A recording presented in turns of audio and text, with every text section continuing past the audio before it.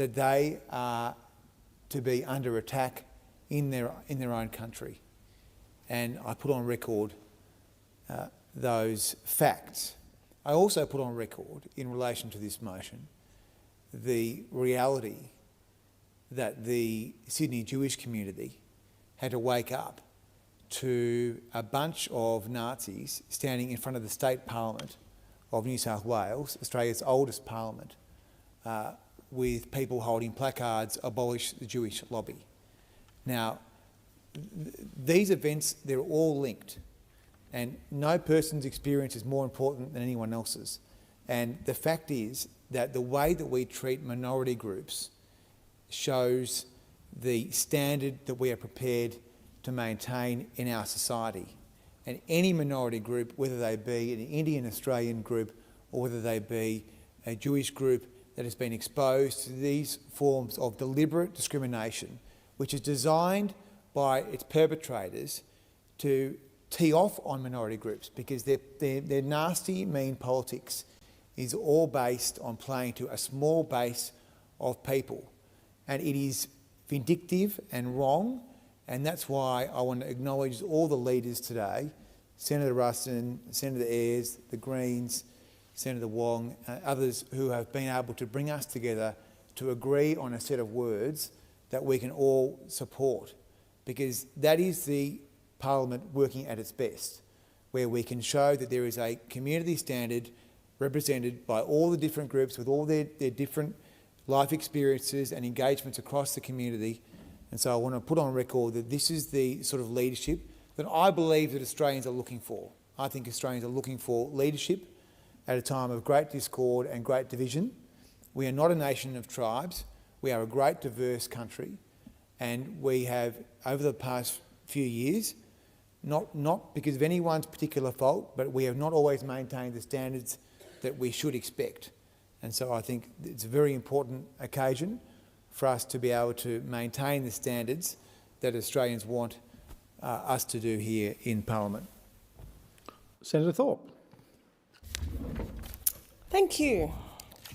Racism is dangerous, and we feel it deeply and physically in our bodies. White people wouldn't understand that, because you have to be black or brown to feel and know what that feels like. It is a toxin that creates disease and distress in the body, and it is a root cause of inequity that shortens lives, worsens disease and drives mental distress globally. The Lancet Journal declared racism a global public health emergency. It shapes who gets sick, who gets care, and who survives. Research from the Mai Kawayu study found almost half of First Nations adults experience high psychological distress linked to everyday racism, and that racism alone accounts for nearly half the mental health gap between First Peoples and non-Indigenous peoples. Dr. Chelsea Wadago reminds us it is not just about health justice, it is about sovereignty, because our presence, our very presence, is a reminder to the colonisers that their sovereignty is illegitimate.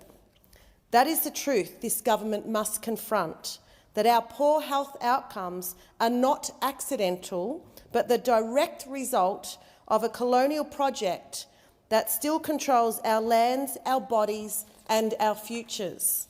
The understanding of racism and its impacts in this place is so superficial, so black and white, and this week showed us how the government benefits from Nazis, Pauline Hanson, Andrew Bolt, because it lets them say, look over there, those are the real racists. But it is the government who has the power, and it is their violent policies, no matter who is in power, that manufacture circumstances that make us sick. And this government does not have a good track record on racism. The Albanese-driven referendum ignited a brutal national backlash that tore through our communities, and ever since, Labor has left us exposed to the unchecked violence of the states and territories. No surprise from Prime Minister Albanese, who told me I needed mental health support while I was standing up to white supremacists. And President Sue Lyons, who called my message stick with over 500 notches for deaths in custody a prop. Or when she cut off the microphone when I was speaking of the death or murder in custody of my first cousin, Josh Kerr. Then we have Minister Gallagher, who tried to lecture brown women on racism just earlier today. We need to stop showing respect to racism. Racism is stupidity, Thorpe, and it is not... Your time has expired. Senator Stewart. Thank you, Deputy President. I stand in this chamber today to say clearly and without hesitation, without any qualification, racism and neo-Nazism have no place in this country. Not in our streets, not in our institutions, not in our public discourse, and not in our future. Recent events in this country have shown us why this message must be stated so plainly. Whether it's the stunts that we've seen, like those in the Senate this week, or the groups of neo-Nazis brazenly marching through our cities, chanting some of the same slogans as Hitler Youths, and other things that I won't list. The fact that these displays occurred at all is an affront to our national values and an insult to every community that has suffered from hatred, from discrimination and organised violence. We've seen hateful attacks on the Jewish community, Muslim community, First Nations communities. These incidents aren't just fringe. They aren't just protests. They are not misunderstandings, political disagreements, or cultural differences. They are expressions of ideologies built on dehumanisation, and they are disgusting. Ideologies responsible for some of the worst atrocities in human history. Racism and neo-Nazism are designed to divide, to degrade, to exclude, and ultimately to harm. They disgracefully operate by painting some people as less human and others as superior. They thrive on fear, lies, and violence. We live in a truly multicultural society. We are a nation built by many cultures, languages, and stories. Our history, beginning over 65,000 years ago to today, is filled with stories of struggle, of joy, of resilience, and of community. Sudanese nurses, Vietnamese grocers, Indian engineers, Lebanese artists, Aboriginal agriculturalists. We are the most successful multicultural country in the world, combined with the oldest continuous culture, and that is something to truly celebrate. There is absolutely no room for racism here. We stand with modern Australia against hate, against racism, against neo-Nazism, and against white supremacy. Nothing could be less Australian. This government remains firmly committed to ensuring that extremist ideologies that promote hate or violence are never normalised in our society. In February, the Australian Parliament passed the Hate Crimes Act, which are the toughest laws Australia has ever had against hate crimes.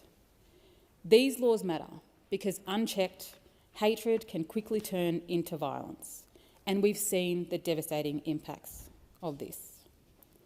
We are not a perfect nation, but we are a nation that overwhelmingly rejects hate. When racism or fascist ideology appears, we must recognise it for what it is.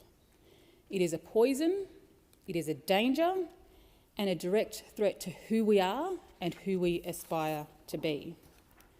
We reject racism outright. We reject anti-Semitism outright. We reject white supremacy outright. We reject neo-Nazism outright. We stand with all Australians who share the views and the values of fairness and justice and equity for everyone. Senator Waters. Thanks, Deputy President. We're witnessing a terrifying resurgence of far-right politics here in Australia, and our polity is failing to adequately address the seriousness of the issue. Right now, there are literal neo-Nazis marching through the streets with the approval of the New South Wales Police. And not many people in this place, except the Greens and some members of the crossbench and a few lone voices, seem to be batting an eyelid. There were many who attended the so-called March for Australia in August who want to downplay the fact that that event platformed known neo-Nazis, white nationalists, and others who are actively working to tear down the fabric of our society. Those very same people who stormed Camp Sovereignty, a peaceful First Nations meeting place, ambushing and assaulting people in the most disgusting display of white supremacy and racism. Those very same people who are parading through our streets chanting slogans associated with Hitler Youth. Racism against migrants and people of colour in this country is not new, but it has been blatantly normalised and legitimised, and pretending that we don't see it only allows it to continue, especially while politicians and parts of the media gleefully fan the flames of hate that foment right-wing extremism. It's up to us to ensure that marginalised communities do not pay the price, that they are not persecuted, demonised or blamed for the problems of the day. It is up to all of us to remind people that it's billionaires and big corporations making life worse for all of us, not migrants, not people of colour, not First Nations people. Billionaires like Rupert Murdoch, whose media empire exists to create division and dollars for him. Billionaires like Gina Rinehart, who want to pay workers less, or Clive Palmer, who refuses to pay his workers at all. The same billionaires that delight in hosting right-wing politicians like Senator Hanson on holiday in Bali or partying with President Trump. Cynical politicians like Senator Hanson are working hard to attract votes with unfounded racist attacks based on where people were born or the colour of their skin. But the Greens know that it is inequality and not immigration that people should be angry about. It is inequality that allows racism to flourish. But people of colour are not responsible for a system that keeps the rich rich and that screws ordinary people. We need everyone in this place and in our communities to face down the rise of the far right and turn that blame towards the big corporations and the billionaires who are actually responsible for making life harder for all of us, and the politicians who refuse to fix the system so that people can have their everyday needs met. Senator Roberts. Thank you. The events of the last 2 days have established that even in this place, despite our trusted position of authority and responsibility, senators are afraid to deal with matters which may be contentious or even offend. Instead, the issues Senator Hanson and One Nation raised have met a response that can only be described as cowardice wrapped in fake outrage. One Nation will not be discouraged from addressing these issues that are threatening the welfare of everyday Australians. Radical Islam is a threat to the future of our beautiful country, and I will continue to defend Christianity and our Australian identity. I want to address specific issues raised in this motion and related debate. Firstly, the accusation our opposition to the burqa would endanger school children in burqas. I must ask, what the hell is a school child doing wearing a burqa? France solved that with their ban on burqas and face coverings in school. Australia must do as well. As for talk of using a prop, the Greens' own Senator Hanson Young brought a dead fish into the chamber and waved it around.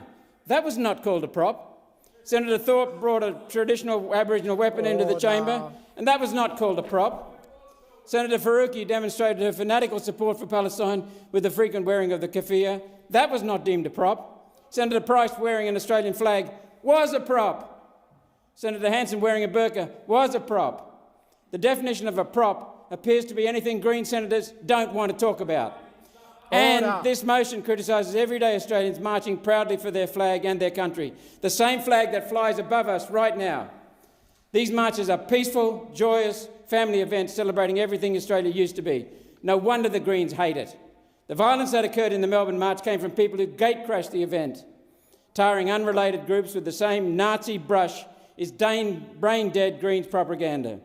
One nation stands in defence of our flag, our community and our nation. Why don't you? Senator Tyrrell. Thank you, Deputy President. I'd like to start by congratulating the Senate on rejecting racism by censoring and ejecting Senator Hanson from the floor. Her behaviour is an act of deep disrespect to the inherent dignity of every morally grounded Australian citizen. Today we have a choice. We can allow the noise of this division to define us, or we can choose the stronger path, the path of active, unconditional kindness. Hatred is easy. It's a cheap political tactic designed by one-trick ponies to fracture society. Kindness, however, is the defining strength of a truly mature and diverse democracy. There are many challenges that prevent authentic kindness, from racial stereotyping to societal norms that emphasise superficial qualities over empathy. Our collective response to this legislative attempt from this particular one-trick pony should continue to not be merely legalistic, it must be moral. We must counter the agenda of division with an unwavering commitment to inclusion to find solutions that help us solve tangible problems for all Australians. Pauline Hanson attending a march on anti-immigration doesn't fix a housing crisis.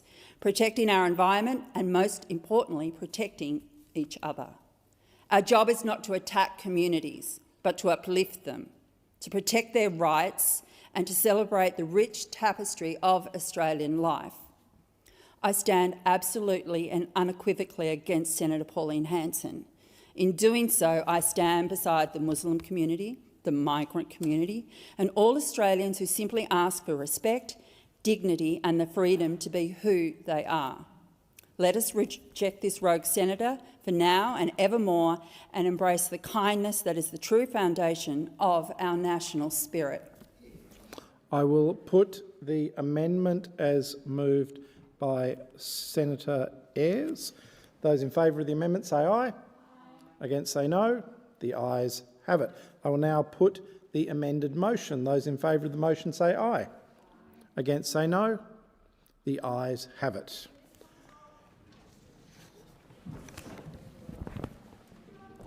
The Senate will now consider the proposal from Senator Hume, which was also shown at item 15 on today's order of business. Is consideration of the proposal supported? It is supported. With the concurrence of the Senate, the clerks will set the clock in line with informal arrangements made by the whips, and I call Senator Hume. Thank you, Deputy President. Finally, we've got a more appropriate title for the member for McMahon, Mr Chris Bowen. He's now officially known as the part-time Energy Minister, and it happens to be a role that he is very well prepared for because he's already had a part-time approach, let's face it. He's delivered a part-time energy grid and a full-time power price pane for Australian families and Australian businesses. Australians are paying an awfully high price for Labor's wrong priorities and their broken promises on energy. Let's remember those three promises that Labor took to the 2022 election. 82% renewables in the grid by 2030, 43% emissions reduction from 2005 levels, and of course the infamous, but never spoken of again, $275 cut to electricity bills by the end of 2025. Goodness me, we're getting close, aren't we? Well, the government's either failed or failed on all three. 82% of renewables in the grid is well off track. Every credible expert forecasts that even in the most optimistic scenario, we're now looking at around 65%, and the rollout is only at half the pace that is needed, and industry is crying out for gas more than anything else. And after emissions went up under this government, they are now only back at 28% of 2005 levels. And that's the same level as when the coalition left office 3.5 years ago. And most offensively to Australians, power prices are in fact up 40%. Your bills have increased 40% under this government, and you are paying, on average, an Australian household is paying around $1,300 more on their energy bills in a year than Labor promised. So it really is a trifecta of failures under this minister. Prices up, reliability down, and emissions have flatlined. And you would think with that record that the energy minister would take his job a little bit more seriously, but no. Instead, what we've seen and what we learnt last week is that the Australian government has spent $7 million for the privilege of losing a bid to host COP31. $7 million gone. Gone. And not a single family is better off for it. According to Labor, though, we shouldn't worry because we've got this fabulous consolation prize. We should all be so proud. Mr Bowen is going to be the President of Negotiations for COP. Well, what a title that is. How extraordinary. What an honour. Although, to be fair to my colleagues on the other side of the chamber, I understand why it's viewed as a prize, because it might mean that the member for McMahon has to spend a little less time here answering questions about his failed energy policy and his failure to deliver that $275 that he convinced not only all of Australia of, but all of his colleagues as well. The fact is that Australia's energy minister taking on this role will not make energy any cheaper. The only winner out of this is Chris Bowen's CV. While the minister will be racking up more photos of his Instagram, a selfie with Greta maybe, Australian households and businesses will be left to deal with more expensive energy bills and an unreliable energy grid. Since Labor came to power, 1,900 manufacturing businesses have closed their doors. Keynos Plastics, Incitec Pivot Fertilisers, Oceana Glass in my home state of Victoria, and now, of course, we're talking about Tomago Aluminium at risk of closure or headed for a $1 billion taxpayer-funded bailout just to keep the 1,000 jobs that this vital industry provides. In 2024, COSBOA surveyed small businesses and found that 34% have experienced financial strain paying their energy bills, and that's a figure that's higher than it was during the pandemic, and 45% were concerned about their future energy bills. When it comes to Australian families who are holding out for ever Labor that could give us a part-time energy minister during a full-time energy emergency. Only Labor could prioritise global summits ahead of Australian families who are suffering to keep the lights on. Labor's priorities are wrong, and Australians are still paying that price. Senator Brown. Thank you, Deputy President.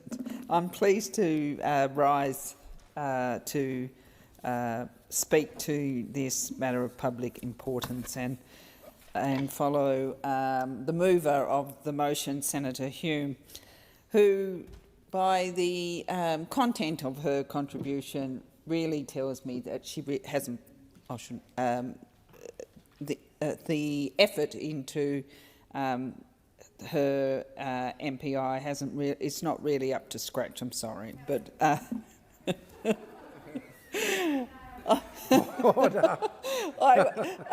what I mean by that, it did seem like it was more tongue-in-cheek, is what I thought. Senator Hume's contribution was more tongue-in-cheek, but unfortunately, you know, the issue of energy is a serious matter, and this MPI really just shows that the opposition are not here to take that issue seriously.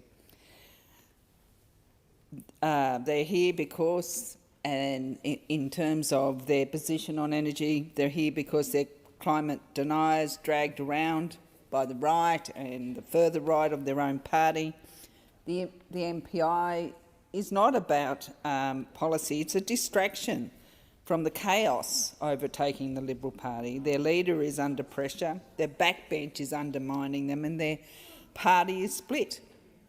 Mrs Lee would rather deny climate change exists than face what is going on in her own ranks. The simple truth is this, and I actually said this earlier today, but it is worth repeating because these are the facts. The facts are the opposition had almost 10 years to put an energy policy in place and they failed. For a decade, they went from slogan to slogan without delivering a single settled plan. 23 different policies came and went. None of them stuck. None of them delivered certainty. None of them delivered investment. All the while, the system aged and the market moved. During their time in government, 24 out of 28 fired power stations announced they were closing, and yet they did nothing to prepare the country for it. I know those opposite understand this. They know that these are the facts. They know that their inaction is a key reason Australians face the pressures they do today. When you ignore a problem for 10 years, Deputy Speaker, it doesn't go away, it becomes harder to fix.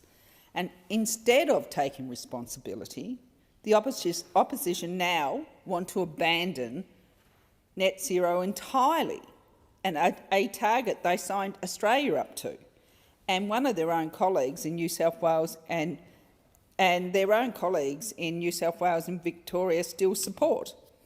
So, what are we watching here today is not a policy debate, it's a party being pulled apart by its extremes. They come in here attacking a very good minister in Minister Bowen. They come in here time after time attacking the COP process, even while Australia's been asked to take on a global leadership role, Senator Hume, a global leadership role. They attack global cooperation because it suits their internal politics of their party. And their party, the Liberal Party, have lost its way.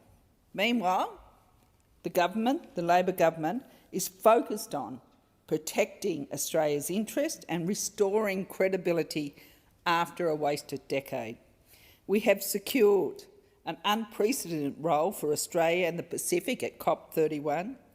Turkey will host the conference and Australia will lead the negotiations. It's a significant honour for Australia. We will lead the negotiations from the end of COP30 through to COP31, and we should be very clear about what this role actually means for Australia. Securing it has not been all automatic. It took real partnership with the Pacific Senator and Brown, serious diplomatic your time work. has expired. Senator Hodgins-May. Thank you, Deputy President. The irony of this motion is obvious to anyone watching on from home. The Coalition accused the Energy Minister of prioritising global summits when clearly they are not doing enough. We failed our COP bid, and the Prime Minister didn't even bother turning up to the world's biggest climate meeting. Our chance to lead the region went up in smoke because of weak leadership and a climate rhetoric that collapses under scrutiny. Now, I'm no fan of Labor, but I do find it ironic that the same people who are in the comments sections and on the coalition benches ridiculing domestic climate action because Australia is too small to make a difference are now angry that Australia is going to put effort into global climate action at the COP. Australian emissions are too small to save the planet, they said last week while abandoning net zero. Focus on Australia, they say this week, completely undermining their own clown show. Well, here's some good news for the climate deniers on the coalition benches. Labor doesn't really have a plan for climate action either.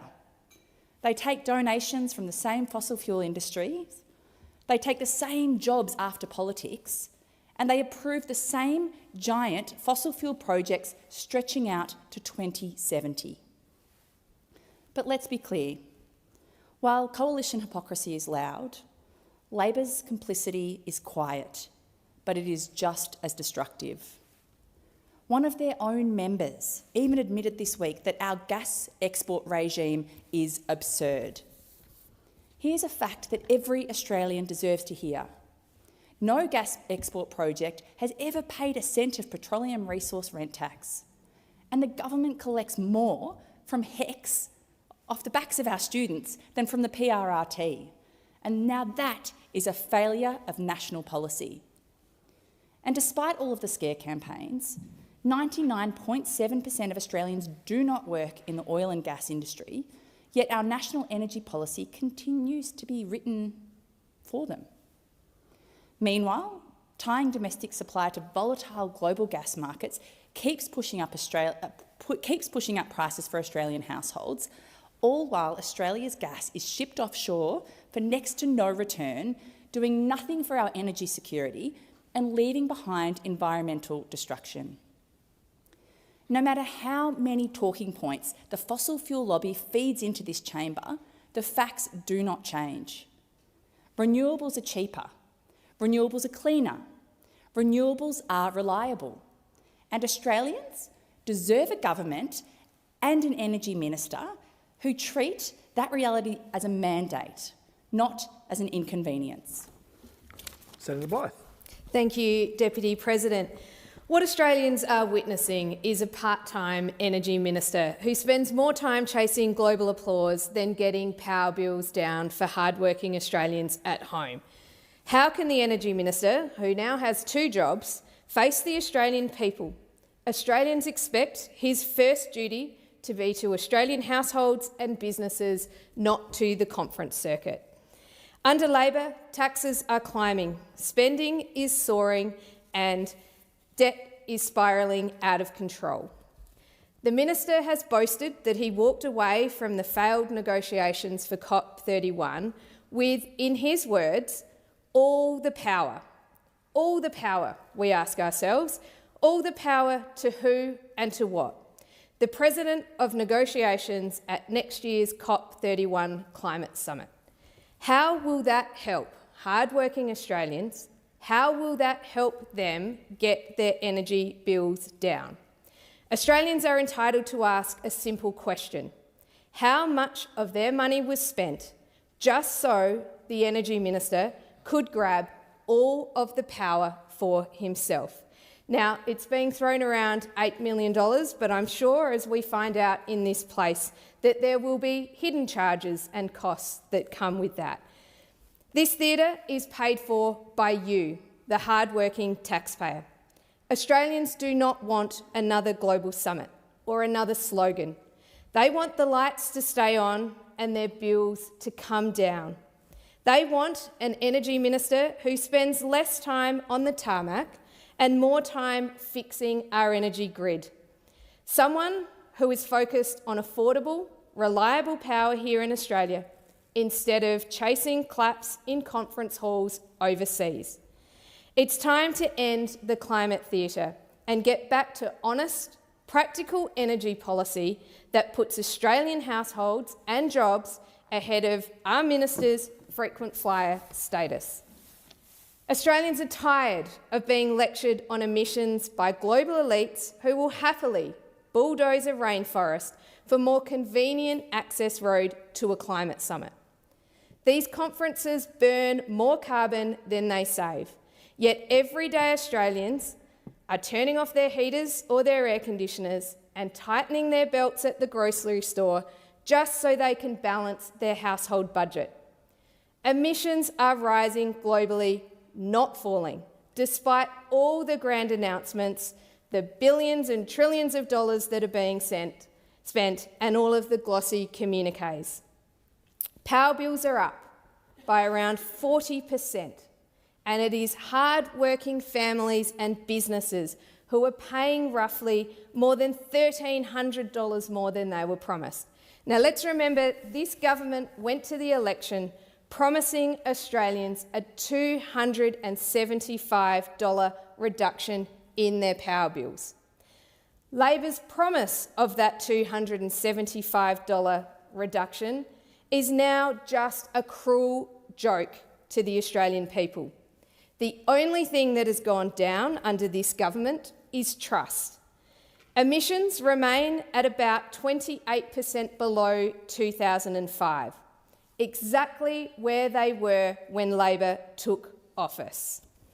So Australians are getting higher bills without any extra progress in relation to emissions. Only the Coalition has a plan that maps a practical path to affordable power and lower emissions, not Labor's recipe for soaring prices and targets that cannot be met. Our focus is on results for Australians, not targets that Australians can't meet. And our Energy Minister is going out there committing our number 2 and our number 3 export as taking them completely off the table. So with coal and gas, they are worth about $180 billion to the Australian economy. Now, our Energy Minister has gone over and signed us up to the Belém Declaration, which is a declaration to phase out the use of fossil fuels. So how is this going to help the Australian people and our economy when our own minister is overseas signing us up and impoverishing our nation just so that he can get that global applause on the world stage? Thank you, Deputy President. Senator De Liga. Thanks very much, Deputy President, and also thanks to Senator Hume for providing me with the opportunity to highlight the strong record of the Albanese Labor government on energy, international diplomacy and leadership. Quite frankly, it's quite remarkable that the Senator has chosen this topic given the chaos and the divisions in the Liberal National wannabe One Nation Party. This government, we've delivered the most significant uplift in Australia's international influence in a generation. And in 2026, Australia, together with our Pacific family, will lead the global conversation on climate. We will preside over a landmark pre-COP, giving the world an opportunity to see Pacific climate impacts and solutions firsthand. This will give our Pacific family the global stage that they have always deserved, and this is real leadership from a friend. It stands in contrast to those opposite, who in 2015 belittled our Pacific family, who were at risk of rising sea levels. And still, in 2025, they continue to disrespect our Pacific family through scrapping net zero, through their ideological infatuation with coal-fired power stations. It isn't leadership, it's just quite frankly embarrassing. Instead of delivering one-liners, this government is delivering a responsible energy plan that creates jobs, that gives business certainty, cuts emissions, and most importantly, delivers for our economy. Just last month, Renewable supplied half of the national electricity market, while wholesale electricity prices fell by a third in the last quarter, a direct result of record renewable uptake and a reduced reliance on coal and gas. That's right, lower coal and gas output does mean lower prices. We've also delivered energy market reforms to protect consumers and force retailers to deliver fair deals. 1 in 3 households now have rooftop solar, with over 4 million installations nationwide, and since July, more than 120,000 households have batteries installed under our program, boosting battery capacity nationwide by 50% in just a few mere months. This is what happens when you listen to the science, that when you cooperate and when you plan. The Australian Energy Market Commission is clear. Delaying renewable energy generation and transmission drives up prices. All credible experts agree that a renewable powered grid is cheaper than fossil fuels. But what's the cost of doing nothing? It's staggering. Clean Energy Council research from March warned that if we keep relying on coal, gas and delay renewables, household power bills could soar by $449 every year by 2030. And if a major coal-fired power station fails, that figure rises to over $600 annually. But it's not just households that pay the price. Treasury modelling shows that a disorderly transition could drain $1.2 trillion from the Australian economy by 2050. $1.2 trillion gone. That's the cost of inaction. The Coalition asks, why bills so high? The answer is because of them. They created policy paralysis, investor uncertainty and grid instability. I mean, they failed to land 23 different energy policies in their decade of neglect. They failed to protect Australia from global price shocks, which directly contributed to the dramatic price rises in 2022-23. They abandoned their own national energy guarantee because of internal climate wars, not because it didn't work. They ignored warnings that 24 of the nation's 28 coal-fired power stations were approaching their end of life, and they've opposed our energy bill relief at every step. And worst of all, some of them just keep spinning reports saying that renewable energy is pushing narratives defined by conspiracy that fail to withstand even the most basic scrutiny. And yet they have the audacity to lecture this government on energy. We're not part-time on net zero, we're all in every single day. Those opposite are part-time on facts, and that's being generous. And we are full-time, they are full-time on tearing each other apart. Experts have confirmed that the Coalition's plan, if you can call it that, will not reduce power bills. Instead, their plan would raise bills, raise emissions and raise uncertainties. Senator De Liga, your time has expired. Senator Dean Smith. Thank you very much. The Minister for Energy, Chris Bowen, has presided over rising electricity prices, falling energy reliability, an emissions reduction program that is flatlining, but Prime Minister Anthony Albanese has decided to reward the Minister for Energy with the full-time frequent flyer role of being a part-time Australian Energy Minister, while he takes up the role of His Excellency the PON, His Excellency the President of Negotiations for the COP31 conference that will happen next year in November. This is my bold prediction. Electricity prices for Anthony Albanese will be like the carbon tax for Julia Gillard and Kevin Rudd. Remember, it was Chris Bowen, the member for McMahon, who robbed Bill Shorten of his election victory in 2019. And now it is Chris Bowen, the member for McMahon, who is going to rob Anthony Albanese of his parliamentary term at the next election. But Prime Minister Anthony Albanese instead thinks that he should reward the Minister for Energy. There are some questions for Prime Minister Anthony Albanese and some questions for Chris Bowen, the Minister for Energy. As he assumes his position as the PON, the President of Negotiations for the COP31 conference, these are the questions he needs to answer. Will the Minister for Energy attend every parliamentary sitting day in 2026 up to the point of the COP31 conference, which happens in November?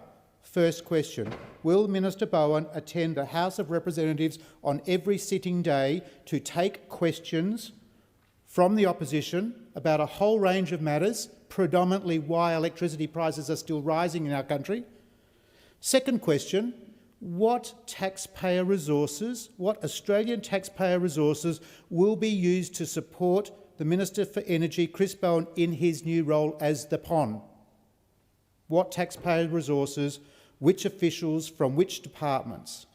The third question is, will the Minister for Energy, Chris Bowen, excuse himself from Cabinet deliberations on issues where there's a clear conflict between Australia's national interest and the work that he does to negotiate for COP31, where the interests of other nations might be ahead of our own national interest?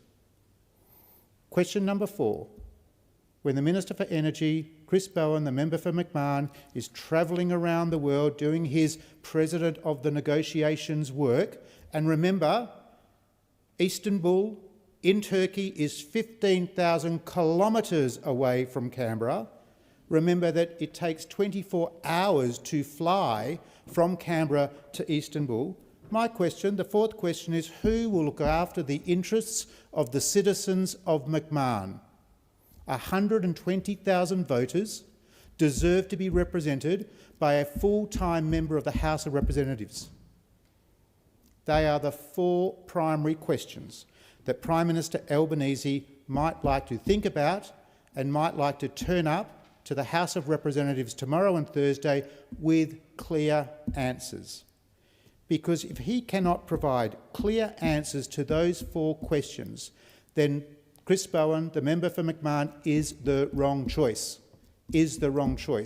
Because despite what Chris Bowen has said, what the Minister for Energy has said, it is totally incompatible for him to be the Minister for Energy at a time when electricity prices are rising, when reliability is falling, when our own emissions reduction experience in this country under his watch is flatlining, to also take on the role as the President of Negotiations. So you might ask, why is this happening now? Why is this happening now? I've got an answer to that question. It just so happens that it coincides with this month's release of the Australian Energy Council's report on the future of electricity prices in this country, on the future of energy reliability, on the future of emissions reduction. And it's a very, very bad and gloomy report, and it marks the Minister Energy down. This is not the time to be rewarding Senator Chris Smith, Bowen. Your time has expired, and in fact, time for the discussion has expired. I will now move to the consideration of documents. The documents are listed on page 6 of today's order of business. Senator Mulholland. Deputy President, I present the 4th report of 2025. We're not quite there yet. Oh, sorry. We're just nobody's got anything on documents? Okay. Well, then we will move on to the tabling and consideration of committee reports and government responses. Senator Mulholland. Thank you, Deputy President. I present the 4th report of 2025 of the Parliamentary Standing Committee on Public Works.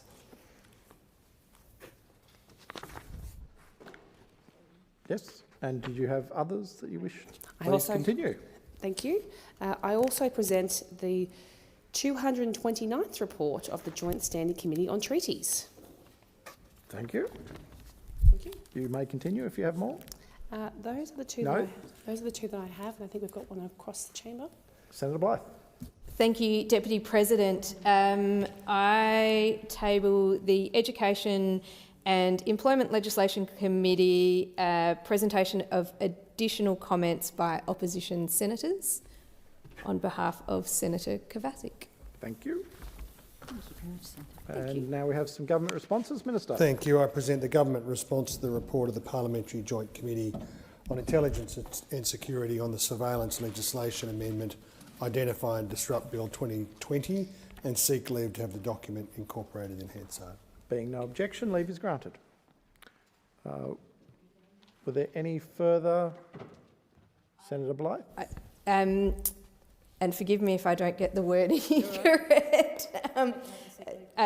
Can we take note of committee report item number 4, which is the Environment and Communications Reference Committee, and seek leave to continue remarks? Well done. Thank you. Any further? Senator Henderson, are you seeking the call? I am indeed, Deputy President. I move the motion. No, sorry, we're not quite there yet. Oh, sorry. Sorry, Senator Henderson. We'll now move on. If there is nothing further, we'll move to ministerial statements. Minister. I table documents relating to orders for the production of documents concerning a 000 custodian, the incoming government brief prepared by the Department of Industry, Science and Resources, and the financial impact of the Freedom of Information Amendment Bill 2025. Minister? Minister? Yes. Do you have more? No. No? That was it? All right. We'll move on. Committee memberships. There are no committee memberships, I believe. So we have messages. Thank you. President has received a message from the House of Representatives forwarding the Strengthening Oversight of the National Intelligence Community Bill 2025 for concurrence. Minister. I move that this bill may proceed without formalities and be now read a first time. Question is this bill now be read a first time? Those of that opinion say aye. Against say no. The ayes have it. Clerk. A bill for an act to amend the law relating to intelligence services and for related purposes. Minister. Thank you. I table a revised explanatory memorandum relating to the bill and move that this bill be now read a second time, and I seek leave to have the second reading speech incorporated in Hansard. Is leave granted? Leave is granted. Minister. I move that the debate be now adjourned. Question is the debate now be adjourned. Those of that opinion say aye. Against say no. The ayes have it. And that was... Oh, Clerk, sorry. Business of the Senate. Notice of motion number 5 in the name of Senator Henderson relating to a reference to the Environment and Communications References Committee. Senator Henderson. Thank you, Deputy President. I move the motion, and today I'm calling on the Senate to support my motion for an inquiry into one of the Australian Broadcasting Corporation's most fundamental statutory obligations to disseminate news and information impartially and accurately. This obligation is embedded not just in the ABC Act, but also in ABC policies and the ABC Code of Conduct. My motion also seeks to inquire into the ABC complaints process, the training and supervision of ABC journalists and other content producers, and any third-party arrangements which may undermine the ABC's impartiality and accuracy obligations. From the outset, I make it clear I am a very strong supporter of public broadcasting and the ABC. As part of a 16-year career, principally as a television journalist and presenter, I worked at the ABC for 9 years in current affairs and factual television programming, where I won a Walkley Award for my work. ABC journalists, presenters, producers, editors and other content makers frequently produce work of the highest calibre on free-to-air and digital TV, radio and online, across news, current affairs, documentaries, opinion programs, drama, comedy, talk radio and at times of emergency. Often they work under extreme pressure, meeting the most challenging of deadlines. I also know what it's like to feel the heat when politicians don't like the stories which are told. This inquiry is not about questioning the ABC's editorial independence. This is sacrosanct. It is about examining the standards which must be applied when that editorial independence is exercised. Section 8 of the ABC Act requires the ABC Board must maintain the independence and integrity of the corporation. The section also provides that the ABC Board must ensure the gathering and presentation of news and information is accurate and impartial according to the recognised standards of objective journalism. The ABC receives around $1.2 billion of taxpayer funding every year. Accordingly, Australians have every right to demand the highest standards of our national broadcaster. Trust in our ABC means ensuring the ABC leaves no stone unturned to meet its impartiality and accuracy obligations. Trust in our ABC means ensuring that when mistakes are made or when there are errors of judgment, they are corrected quickly and comprehensively. Regrettably, there have been too many times when the ABC has failed the impartiality test. This is compounded by the Albanese government's failure to hold our national broadcaster to account when it falls short of the highest standards of journalism. Just in recent weeks, we've seen the doctoring of a photograph featuring Senator Hume broadcast on the ABC's flagship current affairs program, Insiders. She was made to look as if she was mocking the Coalition's leadership team. We also saw the hectoring of the Leader of the Opposition, Ms Lee, in an interview on the 7:30 program. Ms Lee was interrupted by the program's host on 35 occasions. Senator Nabajimba Price was recently, and I have to say disgracefully, called a racist on insiders. And Four Corners has not yet explained why it deleted key lines of President Trump's speech in a program on the Capitol riots, the same editing decision made by the BBC, which led to the demise of 2 executives, amongst other matters at the BBC. These lines, when the President called on people to walk down to the Capitol and we're going to cheer on our brave senators and congressmen and women, did not fit with the program's narrative that President Trump had incited violence. While I do not contest the ABC's right to exercise its own editorial judgment and conclusions in relation to this very significant story, it must do so impartially and accurately.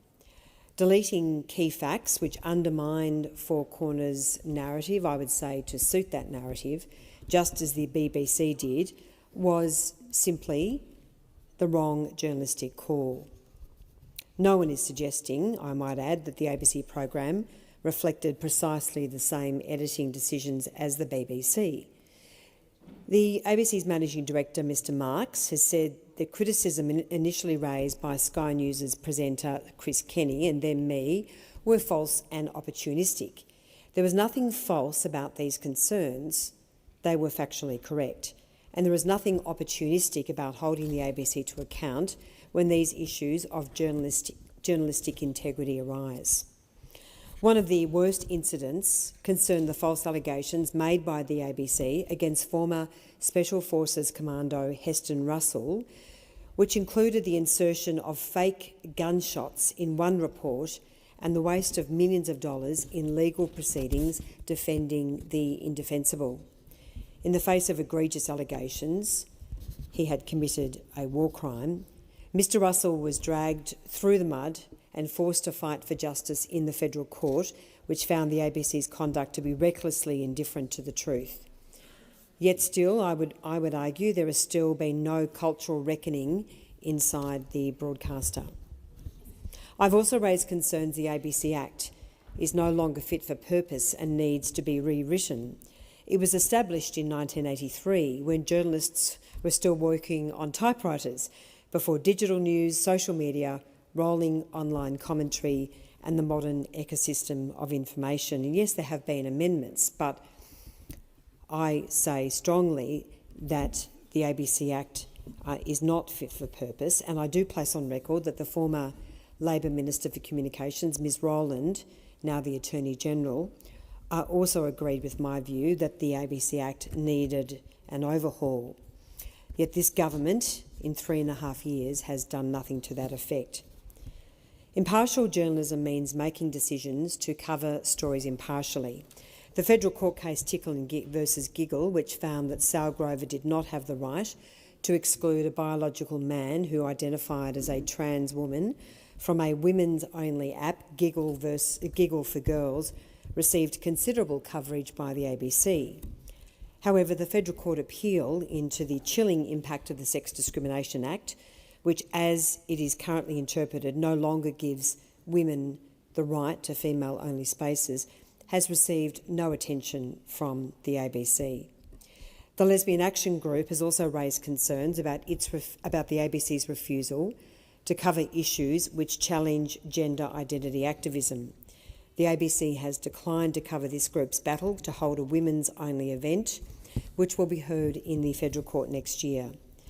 In a complaint lodged by the group last week, it said the ABC was created to serve all Australians, not activist organisations, not lobbyists, and not ideologically driven movements. Its independence is not optional. It is the foundation of public trust in our national broadcaster. We urge the board and executive leadership to take immediate action to restore confidence in the ABC's impartiality, transparency and editorial integrity. The Lesbian Action Group, amongst others, has also raised concerns about the ABC's partnership with ACON, which supports trans ideology. The group says the ABC's endorsement of ACON's Australian Workplace Equality Index a paid commercial system under which organisations are benchmarked, trained, ranked and rewarded for alignment is not consistent with the ABC's impartiality obligations. The group says this is not a benign HR initiative. It is a governance relationship with an activist body whose ideological positions directly intersect with sensitive areas of ABC editorial output. No public broadcaster can credibly maintain impartiality while being assessed and rewarded by a political lobby group whose position it routinely amplifies. This is just one arrangement which needs to be scrutinised by the Environment and Communications References Committee.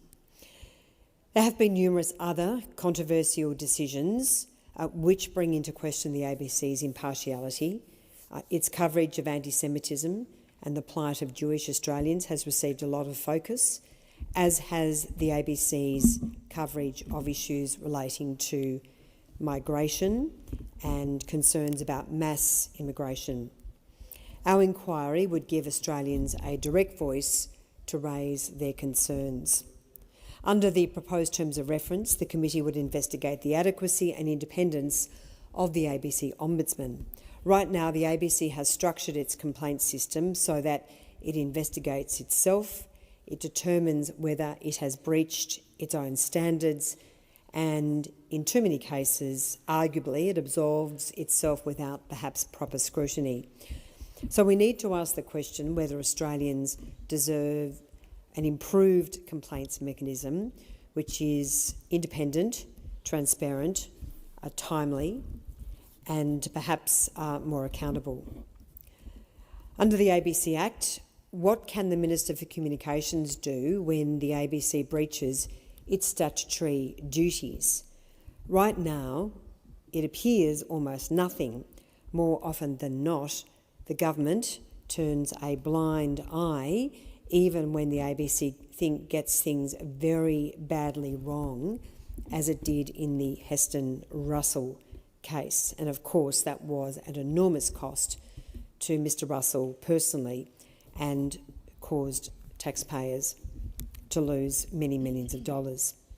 So we do need to ask what more can be done when the ABC seriously transgresses these most important obligations. I reiterate again that the ABC is an important national institution, but that does not place it beyond scrutiny. It is funded by taxpayers, it is governed and also protected by statute. It carries immense influence. And with that comes a solemn responsibility to uphold the highest standards of journalism. Australians deserve a public broadcaster they can trust in every respect, especially in times of crisis, conflict, emergency and national debate. This inquiry is how we can rebuild that trust. It is how we can properly ensure accountability. It also is how we can better support ABC journalists, producers, editors, content makers, because there have been many occasions at the ABC when very high-profile ABC presenters and journalists received a lot of attention and some very favourable consideration, and many hard-working younger journalists who weren't as high-profile were often disregarded, and I particularly point out the hard-working journalists in regional Australia, where sometimes they struggle just to get basic equipment to do their job. So I'm really, really keen also to ensure what we can do as a parliament to better support our journalists who work extremely hard to tell the most important Australian stories. This inquiry is how we restore the ABC to the standards that the Australian people expect and deserve in every respect. I commend this inquiry to the Senate. Thank you. Senator Chandler. Thank you, Madam Acting Deputy President, and I also rise in support of Senator Henderson's referral of this matter this evening.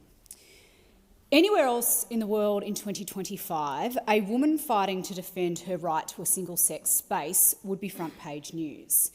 This isn't theoretical or hypothetical.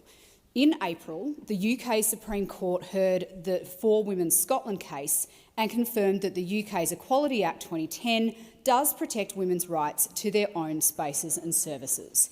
It was all over the news and the media in the United Kingdom.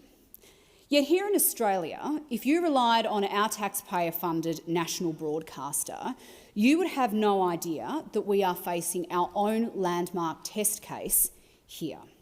Tickle versus Giggle will shape the future of women's rights in this country, but you wouldn't know it from the ABC's coverage.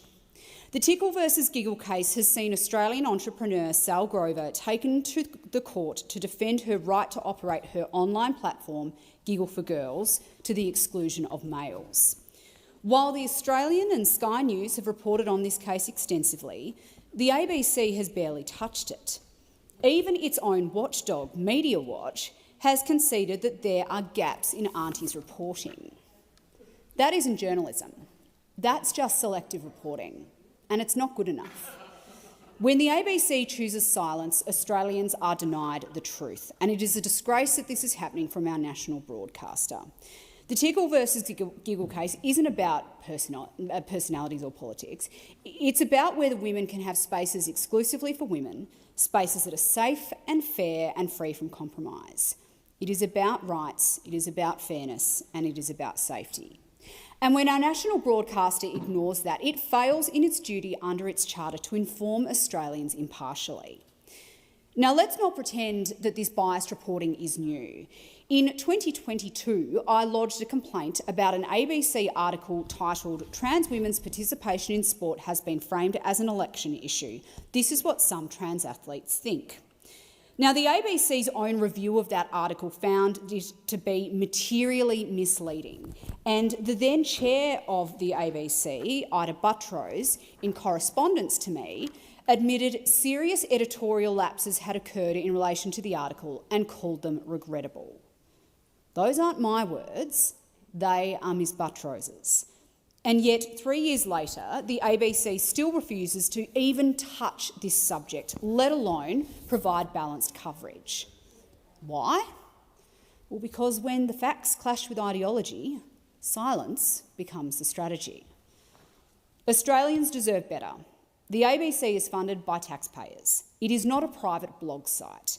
It is a public institution with obligations, obligations to report impartially, to cover all sides, and to trust the public to make up its own mind.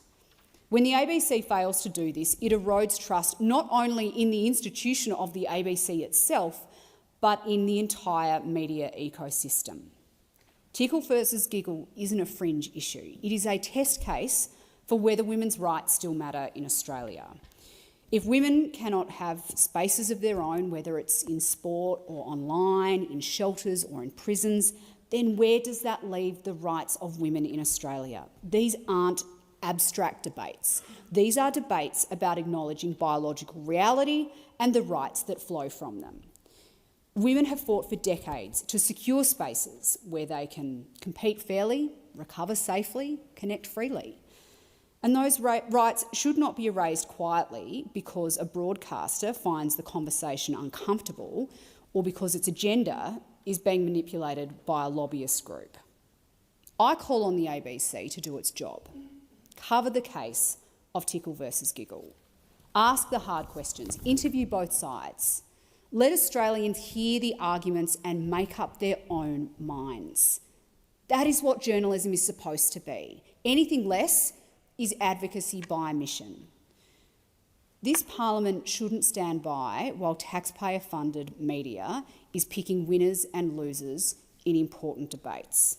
We cannot allow silence to become censorship. Women's rights aren't negotiable. They're not a trend. They are a cornerstone of fairness in our society. So I say this: Australians deserve the truth. They deserve coverage that is balanced, fearless and complete. And they deserve a national broadcaster that respects its charter, not one that hides behind ideology. Tickle versus Giggle matters, women's rights matter, and it's time the ABC started treating them that way.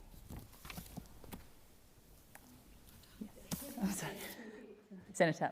I rise to support Senator Henderson's motion referring this matter to the Environment and Communications References Committee. The ABC receives about $1.1 billion in taxpayer funding each year, and this funding will increase by $30 million each year until 2029. With that level of public investment, there comes a responsibility to uphold the highest standards of accuracy and impartiality. Australians expect their public broadcaster to get the facts right, present issues fairly and correct mistakes quickly. Last year, the ABC received about 4,000 editorial and content complaints, with only 56 breaches upheld. The majority of complaints were not even investigated. This level of public concern makes it clear why oversight of the ABC is necessary. Senator Henderson has rightly said the ABC's editorial division has been allowed to run wild and is no longer fit for purpose as a taxpayer-funded source of trusted news. I'll go through and highlight some of the examples, but I will take some out because my colleague Senator Henderson has covered some of them. In 2019, the ABC aired serious allegations accusing fellow Senator Jacinta Nampijinpa-Price, who was then Deputy Mayor of Alice Springs, of spreading racist vitriol and hate speech. The claims were unverified, and in 2021, the ABC, so this is 2 years later, the ABC apologised after a defamation action confirmed that the allegations were in fact false. The ABC admitted it failed to verify those statements before broadcasting them. So they took a now senator through 2 years of a defamation trial at the taxpayer's expense, only to be found to having never verified the statements that they broadcast. In January 2023, the ABC's report on a community meeting in Alice Springs was found by the Ombudsman to breach accuracy and impartiality standards.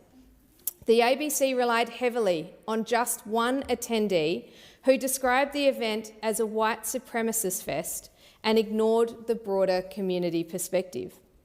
The ABC also understated the crowd size, reporting hundreds when more than 2,000 locals were present peacefully.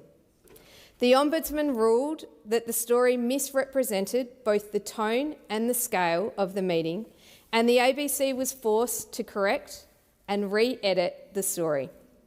These two instances show a clear pattern, and we can keep going into October of 2023, when the Federal Court ruled the ABC defamed former Commando Heston Russell, yet another trial that was paid for by you, the Australian taxpayer. In May 2025, the ABC News repeatedly reported that 14,000 babies will die in 48 hours in Gaza.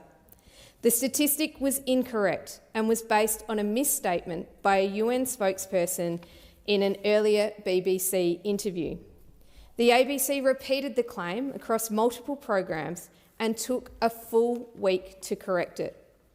The Ombudsman found a clear accuracy breach and a breach for failing to correct a significant error promptly.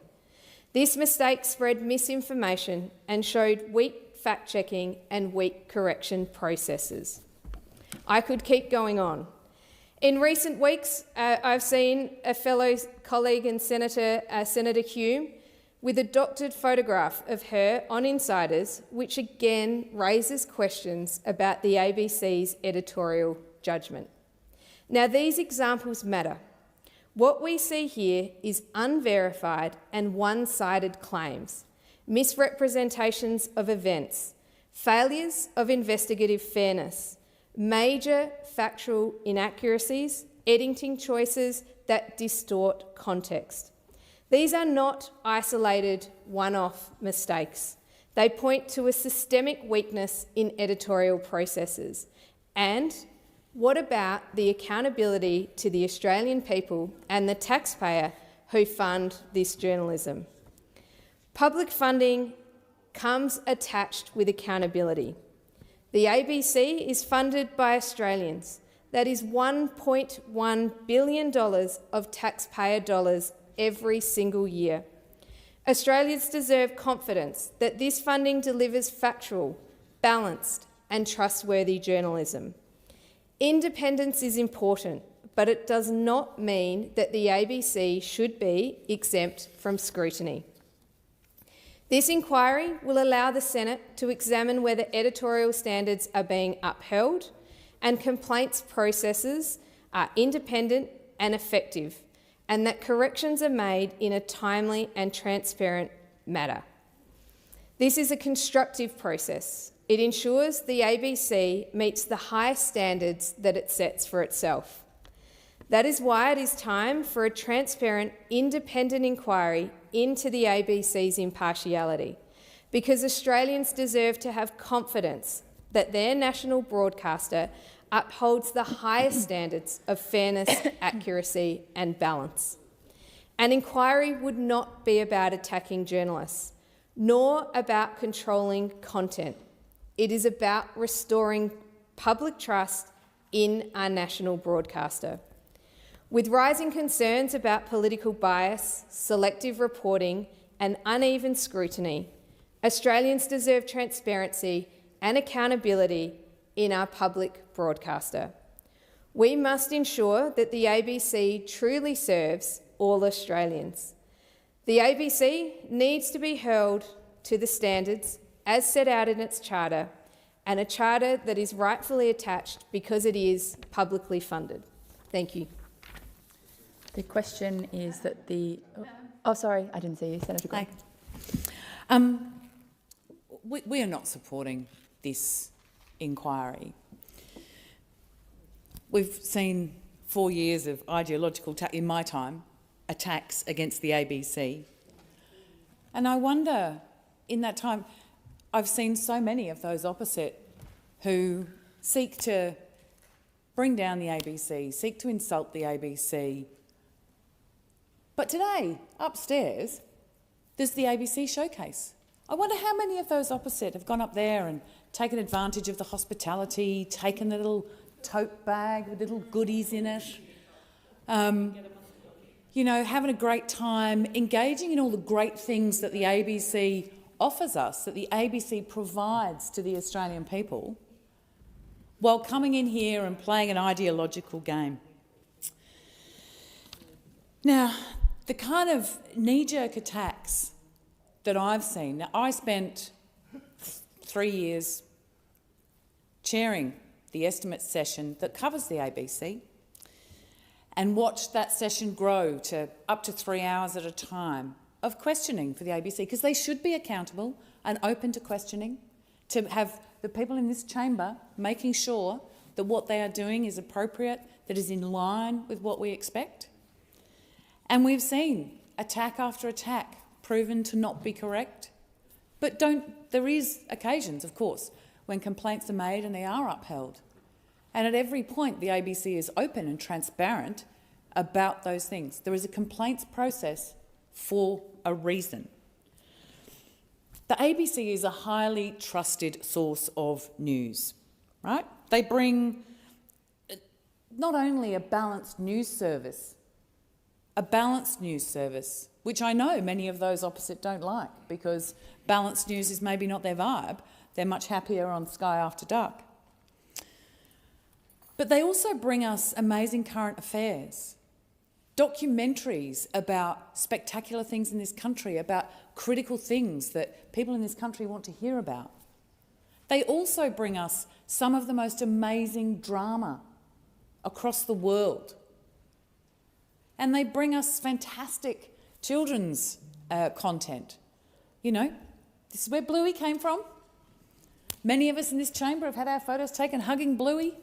Bluey's gone on to great things. Who doesn't love Bluey? Exactly, who doesn't love Bluey?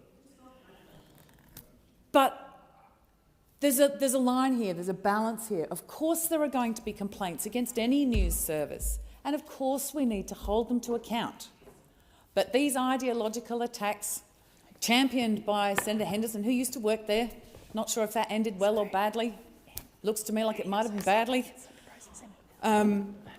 Given the vitriol that I've seen over and over and over again from Senator Henderson towards our friends at the ABC. But that's all I have to say. I'll allow you time to put the vote before we go to Senator Grogan, to remove your, please take your seat. Senator Henderson, you have a point of order. Yeah, look, the reflection on me is an imputation in breach of the standing orders. That's quite untrue, Senator Grogan. I had a wonderful 9 years at the ABC. Senator Henderson, not a debating point. And so, look, I just would ask... Senator Henderson, are you seeking withdrawal? I'd like the record to stand as I've just said it. Don't speak to me Senator like that, Henderson, Senator Gallagher. This is a matter for the... Please take your seat, Senator Henderson. Senator Grogan, understand you withdrew. Happy to withdraw twice. Thank you. Withdrawal heard. Thank you, Senator Grogan. Senator Grogan, you have the call. I'm done. Thank you very much, Chair. Acting Deputy. Thank you, Deputy President. Thank you, sorry, Senator Grogan.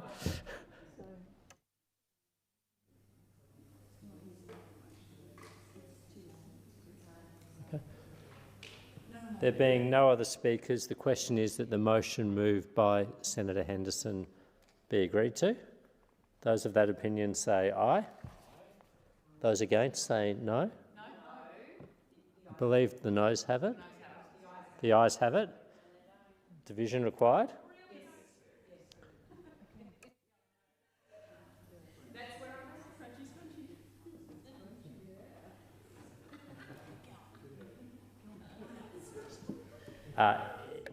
It now being the time for the Senate to commence adjournment, that division will be deferred. And I propose that the Senate now adjourn. Senator Ananda Raja. Thank you, Chair. Chair, recently I had the privilege of attending a celebration for the very first cohort to graduate from Victoria's end-to-end rural medical training program, delivered in partnership between La Trobe University and the University of Melbourne. It was a landmark moment for the graduates, for regional Victoria and for the nation. For as long as I remember, we have had a doctor drought in the regions. The evidence is clear that students who come from the regions and train in the regions stay in the regions. This is precisely what this partnership delivers. It is not an add-on or a placement tacked onto a metropolitan degree. It is true end-to-end regional training that opens the doors wider for rural and regional students, many of whom might never have seen themselves reflected in a traditional city-centric model of medical education. At the celebration, I met graduates who are already working in their communities, young people with deep roots in their community who have not endured the dislocation of travel from family, from sporting teams, from childhood friends, nor the cost of living pressures of studying away from home. Many are first in family to attend university. Many have juggled study with work, caring responsibilities, and in some cases the disruptions of fires, floods and a pandemic. These are not just bright students, they are resilient. After all, they have managed 7 years of medical study. That's much longer than my training was. They are community-minded clinicians who understand their patients because their patients are neighbours. They share their lived experience. If we are serious about equity in health, we must be serious about innovative models like this. They work. They grow a work-ready rural medical workforce. They give country kids a fair shot at a medical career and give country communities a fair shot at a timely and high-quality health service. Of note, our government has increased the number of Commonwealth-supported places for medical students by an extra 100 places per year starting from this year, increasing to 150 by 2028. Notably, we have seen the highest number of doctors taking up general practice training. This year, 1,800, and that will increase to 2,000 by 2028. It is welcome. And finally, we've also seen for the first time the inclusion of rural generalism as a brand new medical specialty. This just does not happen very often. In fact, it's the second time it's happened in 15 years. It was signed off by the Medical Board of Australia in September this year. I want to place on record my congratulations to the graduating cohort, to their families, to the educators, to the clinical supervision staff for this partnership. Their success is not just a personal achievement, it is an investment in the health and dignity of regional Australia. Chair, on a recent trip to northeast Victoria, I was taken back to my days as a medical professional while touring the Australian Defence Force School of Health at Latchford Barracks, Bonegilla. Set in beautiful gardens, this facility provides world-class medical training to hundreds of trainees each year. It does so by combining cutting-edge technology with highly experienced educators, placing students in an environment where they are pushed physically, mentally and academically. This is an educational experience like no other. In a matter of steps, I went from a hospital ward to the inside of a helicopter and a medical-grade ambulance. This is an immersive, accelerated learning experience where vital clinical skills are distilled not over years, but over months. Medics who can manage blast injuries, sepsis, wounds and heart attacks, but they push into realms not taught in a standard medical school, like aviation medicine, barotrauma and CBRN. Under the stewardship of educators who have served, these medics will go on to deliver life-saving care, sometimes under extraordinary pressure. The success of the school was written on the faces of the trainees I met, some carrying 20 kilos of gear, flak jackets, in army fatigues, about to embark on a trek, with medicines, bandages, smiles and banter. The fact that this program is sought after internationally is testament to its reputation. It is heartening that our defence personnel are being equipped with world-class medical training, skills that not only save lives but also uphold Australia's commitment to excellence and service. I want to sincerely thank the team for their tour and for giving me the opportunity to speak to our future health leaders in defence. Senator Hume. Thank you, Acting Deputy President. When I speak to my children and to their friends and to young Australians right around the country, I've noticed this growing and deeply troubling sentiment, and that's a feeling that no matter how hard they work, that they can't get ahead. It doesn't matter how much they save, they simply won't be able to do better than their parents. That's a broken contract, a broken social contract between this generation and the next. For decades, Australia has prided itself on being a place where each generation could climb that little bit higher, where owning your own home wasn't a privilege, it was reward for hard work and for aspiration. But under Labor, that dream of home ownership is getting further and further out of reach. Mortgage holders are now paying $1,800 a month more since this government was elected. Rents are up by 21% and construction prices have shot up by over 20%. Under the Coalition, Australia was building around 200,000 homes each and every year. Under Labor, it's dropped back to 170,000, and only barely that. This is a recipe for a housing disaster. We're witnessing the impact of this with home prices, first home prices, and more Australians being locked out of the market. Young Australians are telling me like the ladder has been pulled up behind them. It's a concern that's been raised by many Victorians that I've heard from during my community surveys, and nothing illustrates this more than the story of Julia, a 27-year-old lawyer who wrote to me to share her story. Now, Julia and her husband, who's an electrician, both work full-time. They grew up believing if they got a job, worked hard, saved their money, lived sensibly and frugally, that one day they would have a home of their own in which to raise their family. And that's exactly what they've tried to do. They don't want anything extravagant, just something modest, a 3-bedroom home and maybe a second bathroom. The first home they bought was an apartment in 2021, and they did that through a government scheme. And while they want that next home to build their family, they can't do it because despite those 2 solid incomes, they're completely priced out. To give up them something even close to suitable for a young family would cost them nearly $1 million. Now, Julia and her husband know that they will not be able to give their children the upbringing that they had, and that is entirely unfair. Her husband describes the situation as a betrayal, and I think that's entirely accurate.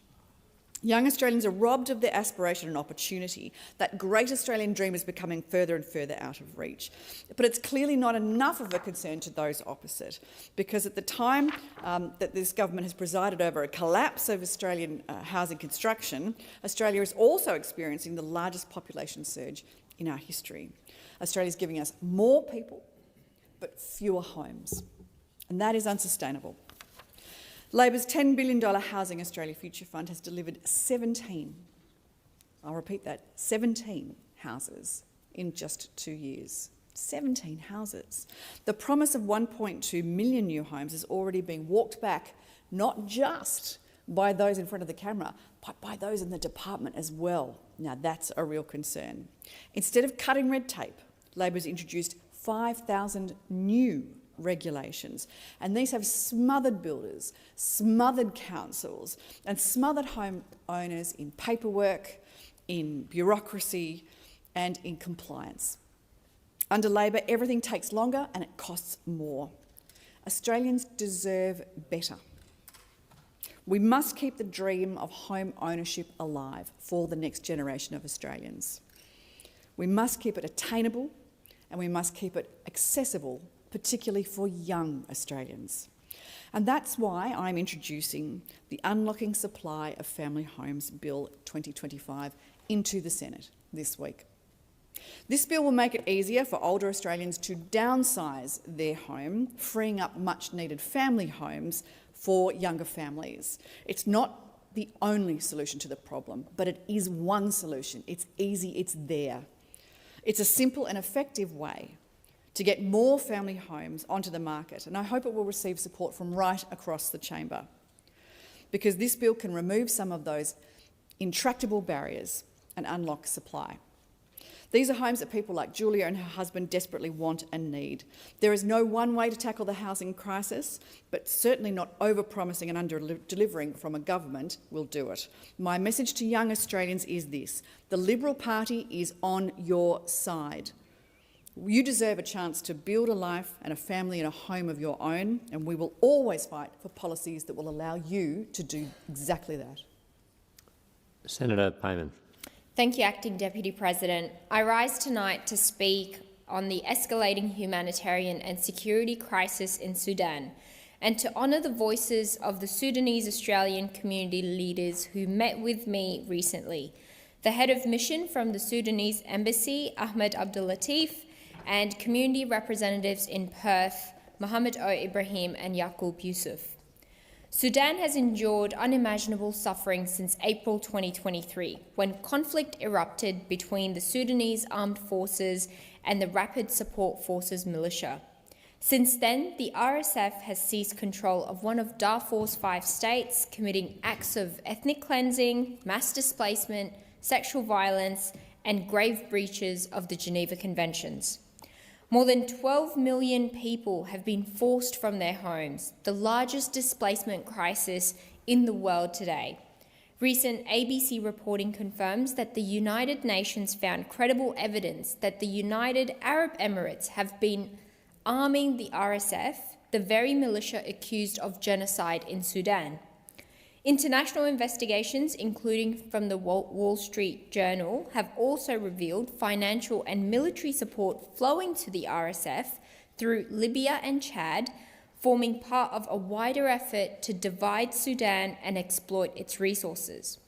Now, Australia has contributed more than $60 million in humanitarian support since 2023, and while this aid is welcome, it falls short of the scale of this crisis. Only 20% of Sudan's global humanitarian needs have been met. Yet, at the same time, Australia continues to export arms to the UAE, nearly $300 million in weapons and ammunition over the past 5 years, including components for lethal F-35 fighter jets. This continues despite the UAE's alleged role in fueling the genocide in Sudan. It's a contradiction we must confront, and one that demands far greater transparency and accountability from this government. The Australian public deserve to know. The community leaders I met with made 4 very clear requests. Number 1, for Australia to formally condemn the RSF. to apply diplomatic pressure on the UAE enabling this violence, to strengthen and redirect humanitarian assistance through trusted NGOs, and to lift the humanitarian visa ban to allow families to reunite. They reiterated that Sudan must not be forgotten in this Parliament. I gave them my word, and I give it again tonight, that I'll continue to advocate for these actions. Now, let's move on to another matter of urgency. The race to the bottom on the EPBC reforms is on. The Environment Minister has said, and I quote, "We will be passing these reforms next week in the final sitting week of the year," end quote. This has been accompanied by the standard media backgrounding designed to pressure the opposition and the Greens into locking down a deal. It was not so long ago that the minister spoke without using absolutes when the Senate was debating how long the EPBC reform bill should be referred to committee for at the end of the last month. The minister's words were, and I quote, "We should get on with it." Should, not will. The Senate opted for a more thorough inquiry. Senator Hanson Young said, in a vigorous defence of the Senate's role as a House of Review, and I quote, "We are going to move to make sure that this chamber has the ability to do its job. If they expect the Senate just to roll over, rubber stamp this and ram it through, they've got another thing coming." Senator Duniam, in a similar Bartonian fashion, noted, and I quote, "Senator Watt tells us that business community are sending strong messages. If you talk to business community, they say they want time to scrutinise this as well because it's all been rushed." Now, if the government gets their way, they will probably, which they probably will, at least one of these quotations will have aged quite poorly by the end of this week. We do need to move to update the EPBC Act to better protect the environment, but if the solution is rushed, we may find ourselves here again in a few years' time with the same problem. An outcome that prioritises politics over policy, regardless of who strikes the deal, is not what Australians have sent us here to do. They sent us here to ensure that the EPBC reforms would protect the environment, Senator not primary Payman, votes. your time has expired. Senator Smith. Thank you, Acting Deputy President. I rise today to recognise World Prematurity Day, marked each year on the 17th of November, and to acknowledge the extraordinary work of Australia's researchers, particularly those in my home state of South Australia, who are leading the world in both the prevention of and improving outcomes for preterm birth through their research. Each year, 15 million babies are born prematurely worldwide. More than 1 million of these babies won't survive. Many face lifelong health and developmental challenges. In Australia, up to 25,000 babies are born preterm every single year. Babies born too soon are more likely to spend weeks or months in hospital and face ongoing health challenges with their respiratory, immune and digestive systems. They're at greater risk of difficulties with speech, learning and behaviour. And globally, complications from preterm birth remain the leading cause of death in children under 5. Acting Deputy President, we simply must be doing more to support preterm babies and their families and to prevent preterm births from happening in the first place. And awareness matters too, but only when it leads to change. And today I want to acknowledge the extraordinary researchers in my home state who are at the forefront of driving this change. And in particular, I want to acknowledge the incredible team at SAMRI, whose landmark research has shown that targeted omega-3 supplementation can reduce early preterm births. This has led to the development and implementation of the Omega-3 Test and Treat program, delivered in partnership with SA Pathology, where as part of routine antenatal care in South Australia, pregnant women can have their Omega-3 levels tested before 20 weeks of gestation. Of the thousands of women who have been tested, around 17% have been identified as having low omega-3 levels and may benefit from supplementation. This intervention is simple, it's cost-effective, it's safe for bub and mum, it's the first of its program of its kind anywhere in the world.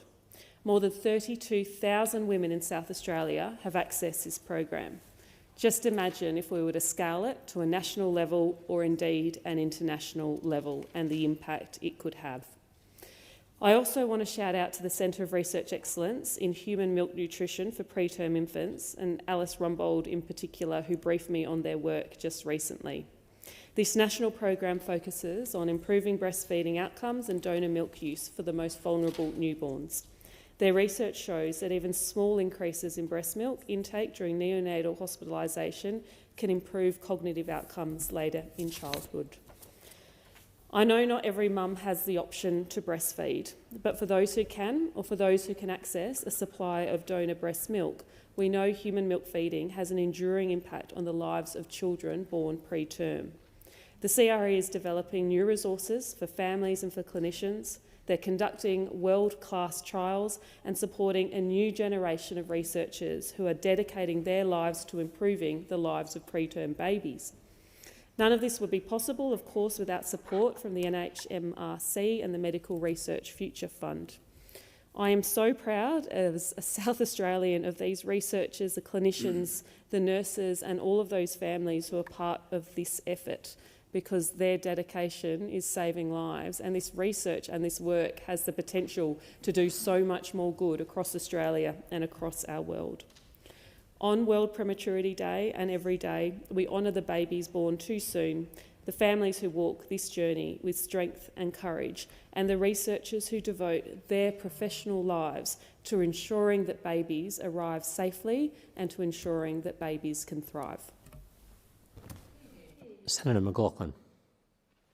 The publication titled "Returning to Our Roots: How Conservative Environmentalism Can Win Hearts and Minds," which I recommend to honourable senators. I was favoured by the editors and invited to contribute a chapter, but my humble contribution is not what I wish to speak about this evening. Rather, I wish to draw your attention to the foreword by Lord Grove. He writes, "The conservative promise is rooted in nature. To be a conservative is to understand human nature, to shape politics in accordance with the impulses of the human heart, and to appreciate the beauty, wonder and importance of the natural world." Now, we South Australians understand the importance of nature in sustaining our lives. We rely on a healthy River Murray for our very existence. Like all peoples that live at the end of a river, we are always anxious about how those upstream treat the river and its precious water as it flows down to us. Now we fear our seas may be barren of life, suffocated or poisoned by the algal bloom. There are even suggestions that the goiter line, which is long advised where you can sustainably farm, is dropping lower and lower as a result of climate change. More disheartening is that my side of politics has now abandoned seeking to reduce emissions by aspiring to reach a target. In stark contrast, the government is more willing to hold itself to account to a very public target. The unwillingness by so many to not have a target, any target, is hard to comprehend, as it's the most conservative of practices to set an objective and measure your progress against it. And none of the arguments and protestations can disguise that simple fact. There is no basis to argue that the youth of today are brainwashed to believe in climate action. There is no credibility to claim that there is another way or to suggest Australians should not be a leader. The Australian people and their talent should not be diminished in this way. Opposition policy has now broken the promise it once made to the world on emission reduction and has abandoned traditional conservatism. I acknowledge the road ahead will not be without difficulty in transforming our economy. We must transform the way we derive our energy, manufacture goods and nurture our land. My preference is to embrace the challenge rather than run away with glib promises to possibly act in the future. Civilisation is a compact between the past, present and future generations. Conservatives have a sacred duty to keep this contract by handing over a more healthy world to the next generation. I renew my commitment to keeping this compact. In Genesis it is written, "The Lord God took man and put him in the Garden of Eden to work it and take care of it." All religions of the world echo this sacred call to action.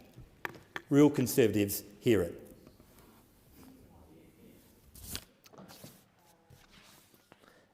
And I call Senator Thorpe.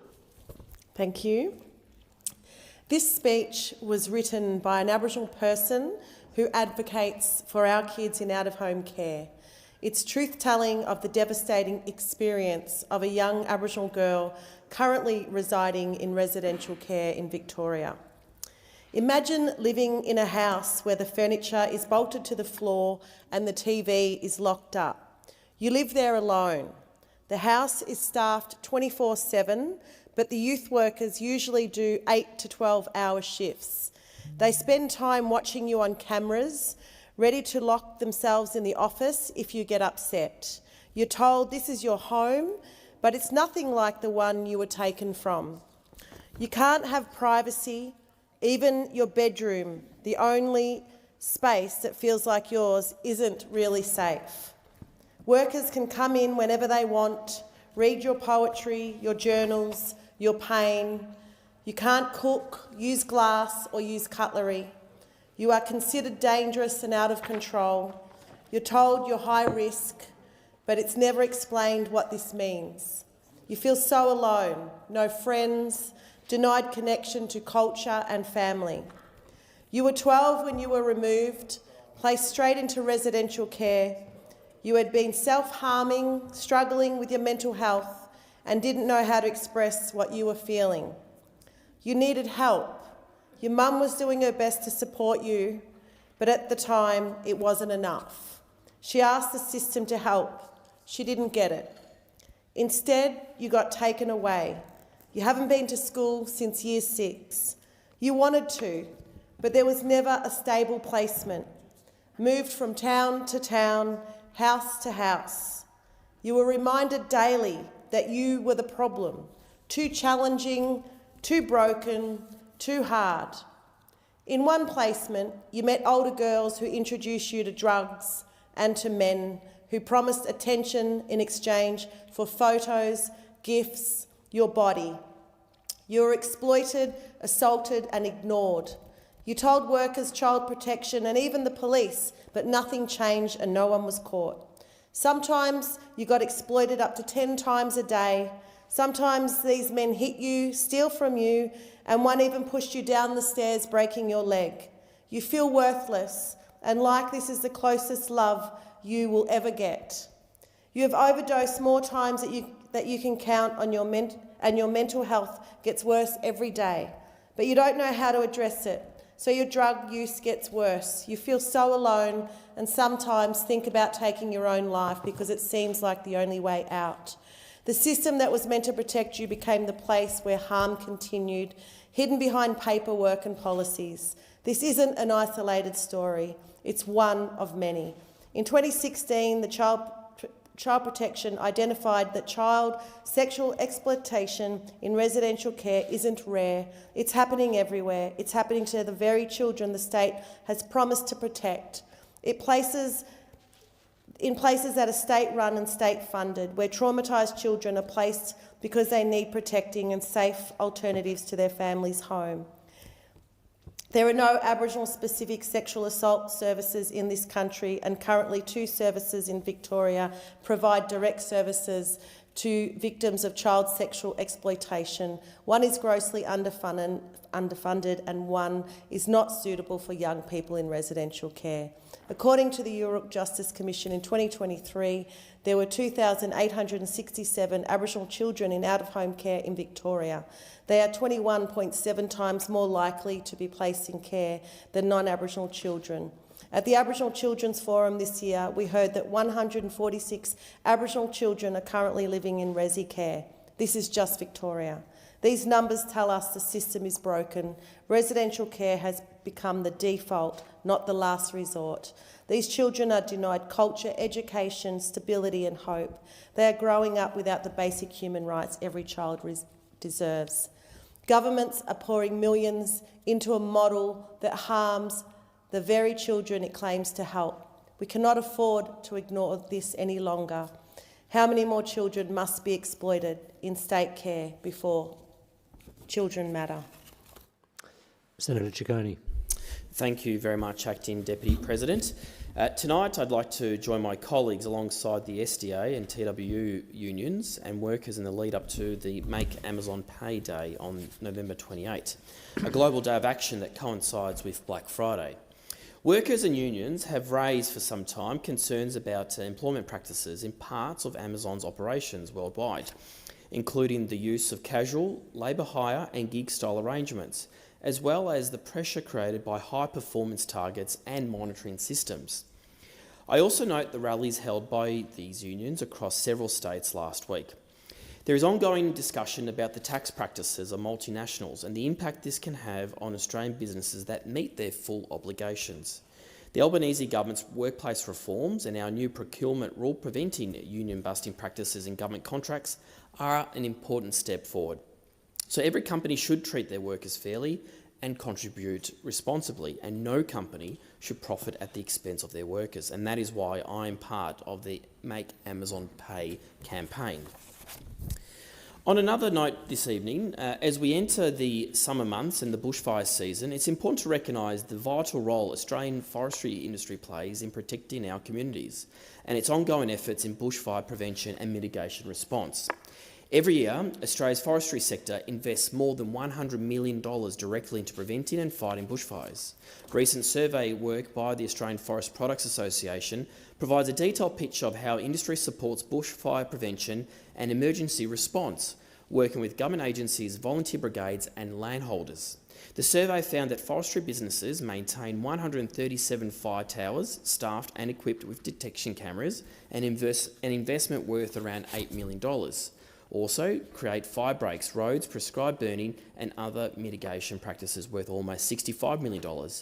And lastly, provide over 1,200 response appliances such as tankers, bulk water carriers and command units, as well as 1,500 trained personnel delivering nearly $30 million in frontline capability. Now, these figures demonstrate how critical the forestry sector is in providing and protecting our regional and rural communities across Australia by reducing fuel loads and by strengthening our collective emergency response. As co-chair of the Parliamentary Friends of Forestry, Timber and Paper Products, I'm proud to highlight the industry's essential work, not only in protecting communities and the environment, but also in supporting resilient supply chains that deliver timber, paper and other forest products to households and businesses across Australia. The industry supports around 180,000 direct and indirect jobs and contributes around $24 billion to the national economy each year, including $5.2 billion in my home state of Victoria. The Albanese government is committed to strong, sustainable forestry sector. We are investing $300 million to strengthen and support the industry now and into the future. Earlier this month, the government announced almost $11 million for 7 new plantation projects under the Support Plantation Establishment Program.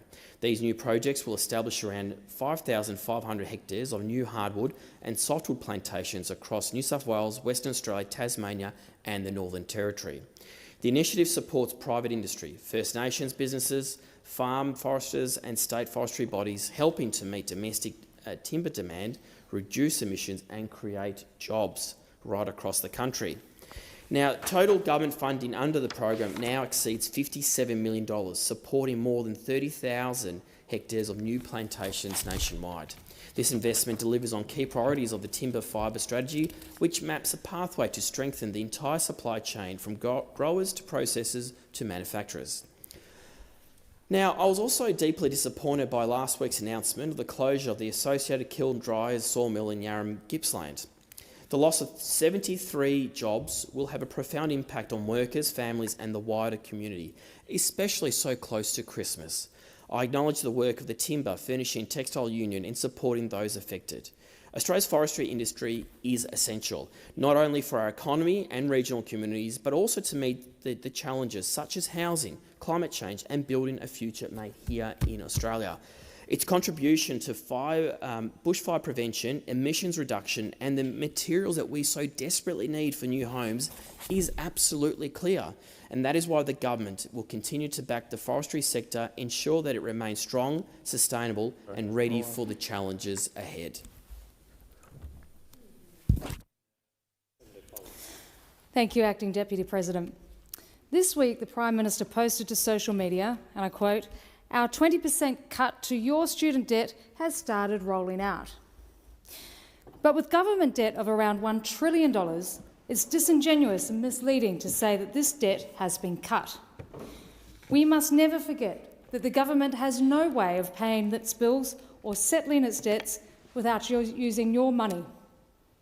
For every $1 billion this government spends, that is close to $100 out of your household budget. For every $10 billion of government debt, that is nearly $1,000 on your household's credit card. So when the government decides to cut $16 billion in student debt, we must remember it costs, on average, over $1,500 for every household to fund that promise. Now, if you are a member of an inner-city student share house, then I wish you well in your pursuit of wisdom and truth. But almost half of all Australians don't have tertiary or vocational qualifications, and less than 12% of Australians have a help debt.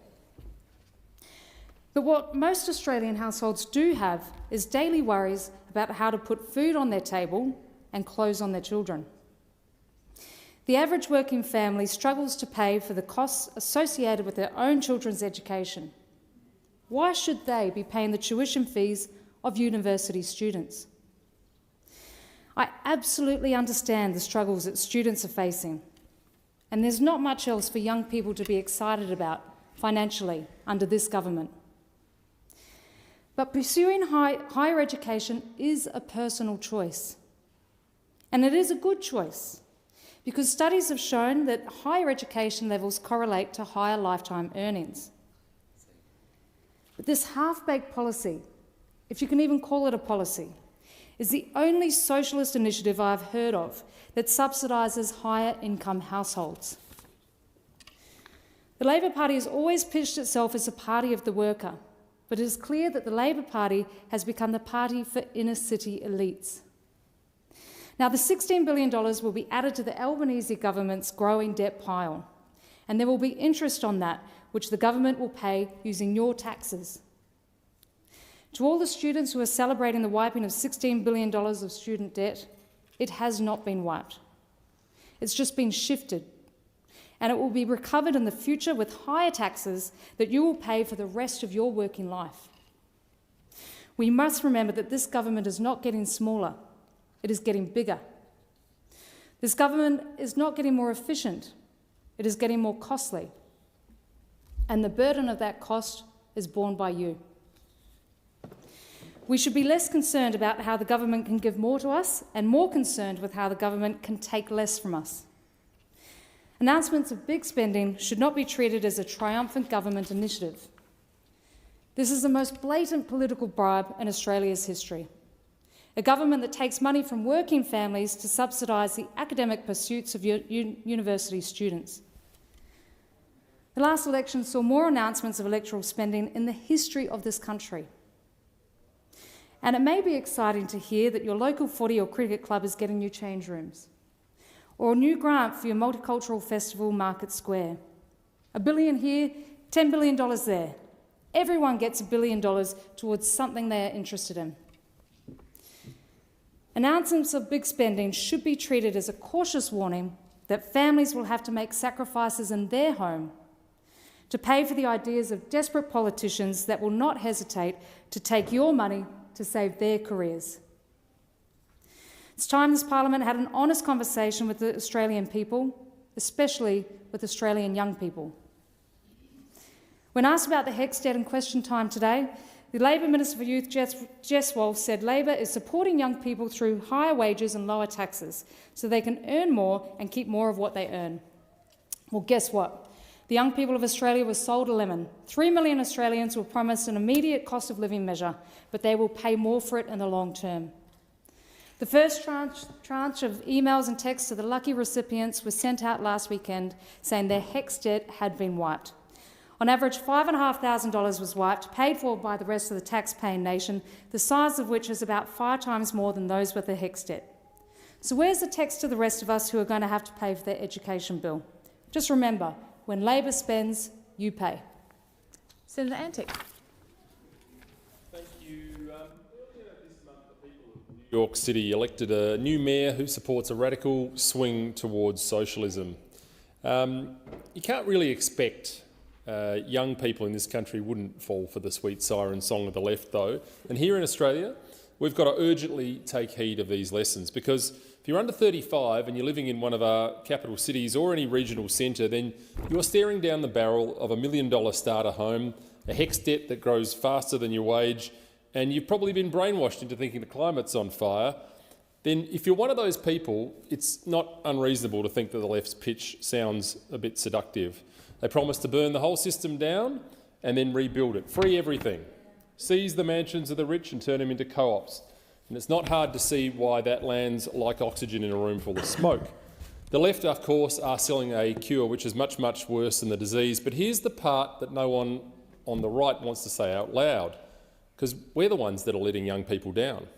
Where's the vision which says we see your anger and we've got a better answer, one that doesn't burn down the house just to fix the plumbing? There has to be a proper plan delivered which marries free markets with real opportunity. A pitch to the 28-year-old who says, I'm not here to defend the corporate sector, I'm here to make sure you can become rich too if you want without needing a rich parent. Instead, too many on the right have run from the fight and allowed the far left to own the language of kindness and the language of fairness, because we've been too busy trying to be more like the enemy than notice the housing crisis was radicalising a young generation. Young people aren't stupid, they're rational. And when one side says burn it down and the other side says no, cook it slowly, guess which megaphone gets the retweets? Surely this has to be a wake-up call. To the far left, your revolution's going to deliver queues, corruption and a new elite wearing Che Guevara shirts. Venezuela tried your playbook, by the way, and so did every other socialist experiment that promised paradise and delivered poverty with better slogans.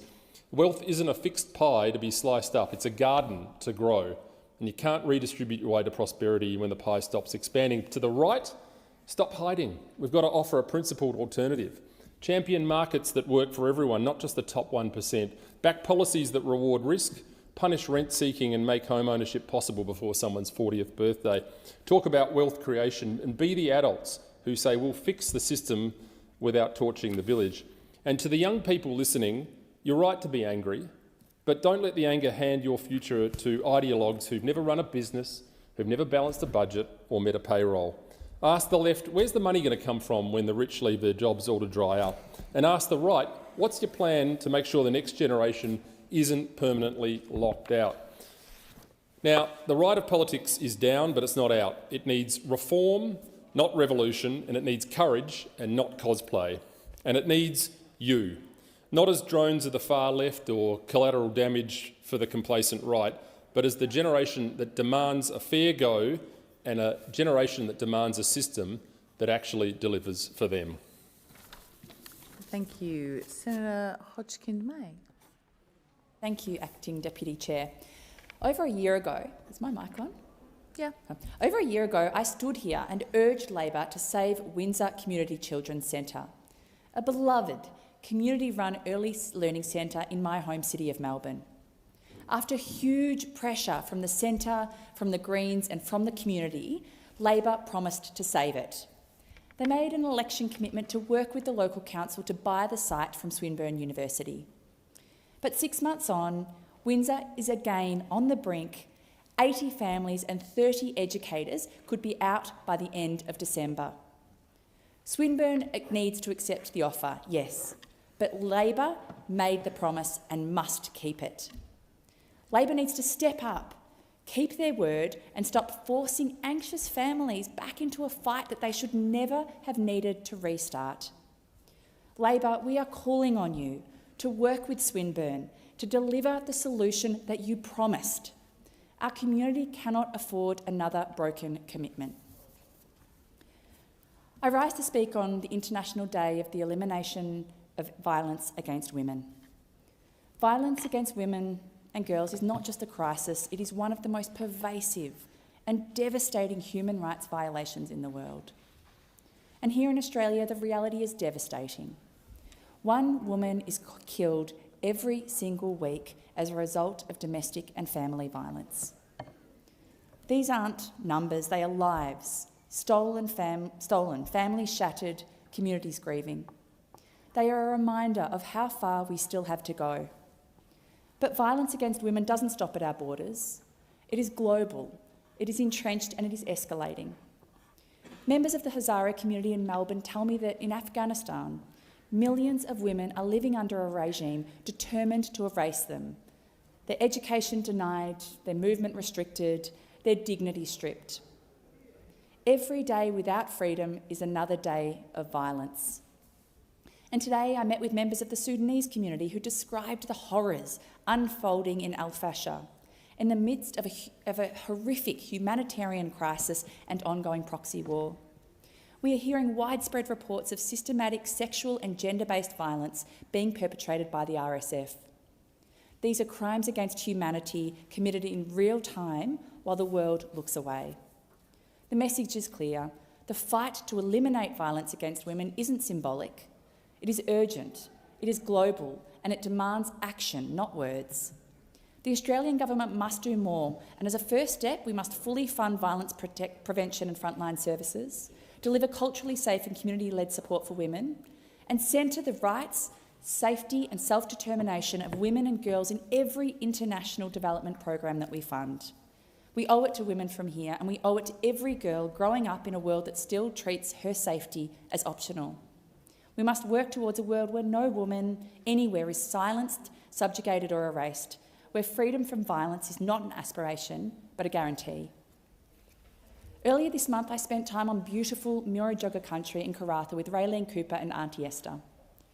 Murujuga is a place of staggering natural beauty, red cliff ledges cascading across the landscape, ancient stories etched into stone, a living gallery of the world's oldest rock art. Standing among engravings that have watched over this land for more than 40,000 years is indescribable. Every line carries culture, ceremony and identity, laws of a people who have cared for this country since time immemorial. And yet, beyond that breathtaking landscape, a very different story unfolds. The gas, fertiliser and chemical processing expansions of Woodside, Perdaman and Yarra now loom over this sacred place. Their chimneys and flare stacks rise beyond the ancient art like a dystopian backdrop, a jarring contrast between the deep time of First Nations culture and the reckless greed of the fossil fuel industry. The truth is devastating. Gas cartels are destroying sacred country, their toxic emissions are eroding the rock art. Their industrial footprint scars the land and poison waterways that have sustained life and culture for tens of thousands of years. Their climate pollution hits First Nations communities first and hardest. We learn from songlines, Save Our Songlines, whose extraordinary determination makes one thing clear. We need to stand with them and match their strength and build a movement powerful enough to protect Murujuga's survival. I want to thank Raylene and Auntie Esther. Your strength is extraordinary and we stand with you in your fight against the fossil fuel cartels. Senator Sharma. Thanks, Deputy President. As we speak, the oil tanker Proteus Bohemia is steaming on its way to Australia. It left the port of Jamnagar in India on the 8th of November and it's currently off the southern coast of Western Australia and due to arrive at Botany in about 5 days' time. Now, this ship is carrying 78,000 tonnes, thereabouts, of petroleum products which are destined for Australian cars. And those products have come from Russia because the refinery at Jamnagar takes about 47% of its crude oil from Russia, which means the Proteus Bohemia's products are about 47% Russian crude oil. And it means that once that ship arrives early next week and these petroleum products come ashore in Australia, they will be finding their way into Australian cars, with Australians paying, in effect, to fund Russia's ongoing war of aggression against Ukraine. Australia imposed, and rightly so, sanctions on the direct importation of Russian oil soon after the invasion of Ukraine. But since 2023, we have been importing a simply massive amount of Russian crude that is refined in third countries, predominantly India and Turkey, to a lesser degree Singapore, and effectively have been evading or flouting or denying the main purpose of those sanctions, which is to stop hard currency going to fund Russia's war machine. Since 2023, according to the Centre for Research on Energy and Clean Air, we've imported more than 3 million tonnes of Russian origin oil product. And that makes us, according to the same centre, the biggest importer of Russian crude products refined in third countries. Australia, not a large country, not a large petroleum consumer, is now the largest importer of Russian crude products refined in third countries. According to these estimates, Australia has now contributed about $2 billion to the Russian government treasury through these importations. And over the same period, we've given about $1.5 billion to support Ukraine's defence against this war of aggression. So here we are buying refined Russian oil products and contributing $2 billion to Russia's war effort. And in the meantime, we have been consistently slipping down the league of contributors to Ukraine, so that we are now in a situation where Australian taxpayers are effectively giving more to the Russian side in this war than the Ukrainian side. Our allies have got the message. The US has imposed comprehensive sanctions against Rosneft and Lukoil in recent weeks, two of Russia's major oil producers, and Europe will ban the importation of petroleum products from third countries that are produced using Russian crude from the 21st of January 2026. Australia needs to be doing the same. The war in Ukraine is now entering its fifth year, in fact. It's in its fourth year. It will be entering its fifth year from early next year. And this has become an attritional conflict. Russia has the bulk of the manpower. Ukraine is fighting valiantly in its own defence, but the predominance of Russian manpower plus the Russian treasury is what is allowing Russia to continue to wage this war. About 25% of Russian government revenue comes from oil and refined oil products. So it is instrumental, it is material in funding Russia's war effort, and Australia should be playing no part in supporting that effort. Now, Senator Wong, the Foreign Minister, was in India last week, and I know she did discuss this issue, and she said while she was there, the war in Ukraine is both illegal and immoral, and contrary to global interests and contrary to our national interests. Well, I agree with that sentiment entirely, which is why Australia should be taking steps to make sure that Australian taxpayers, Australian consumers, Australian households are no longer supporting Russia's war effort. So I call on the Australian government, close this loophole, stop Australia from unwittingly funding Ukraine's war effort. I call on the Australian government, get in step with our allies, support Ukraine in its defence of its own people and its own homeland, and do not contribute a further cent, a further dollar to Russia's illegal and immoral war of aggression against Ukraine. Senator McDonald. Thank you, Acting Deputy President. Well, I rise tonight to welcome the announcement from Eva Copper and their financial investment decision that's just been made yesterday. This is incredibly important in the Northwest Minerals province of Northwest Queensland. This is the sort of project that we know needs to come forward to build both Australia's national security and national prosperity, and it will produce on average 65,000 tonnes of copper and 19,000 tonnes of gold per annum over the life of the mine. Now, this is a well-known brownfields development. The Northwest is the place that will be well supported by the Copper String project. This is the kind of investment that Northern Australia needs to see, not just to develop its critical minerals and essential minerals, but also to see defence, communities supported in the north, as well as our great agricultural industry in the region. This has been well received by the community, and I'm just delighted to see that this investment has taken a $2.5 billion investment on average. This takes real capital. We should welcome it, and the fact that this business has invested in Australia and not in one of the many offshore competition. It will generate around $17 billion for Queensland and for Australia. This is the kind of project that builds real prosperity, real jobs, and builds the prosperity of the nation. It just reminds us, though, why it is so important that we be investing in the right infrastructure, the right development, not just for the mines, but also for the community that supports it, for the families that go to work in copper mines, as well as the small businesses in the Cloncurry region that will support it. So I am really delighted to welcome this investment, to support the investment both for the mining company but for the entire region that will drive Queensland's prosperity into the future. Well done, Eva Copper. I turn now to a really important topic of Australian butcher shops. Now, this is the ultimate small business. These are the sort of people that not only provide you with the best protein, the best meat for your family, but they'll tell you how to cook it and they'll give you a wink and a smile at the same time.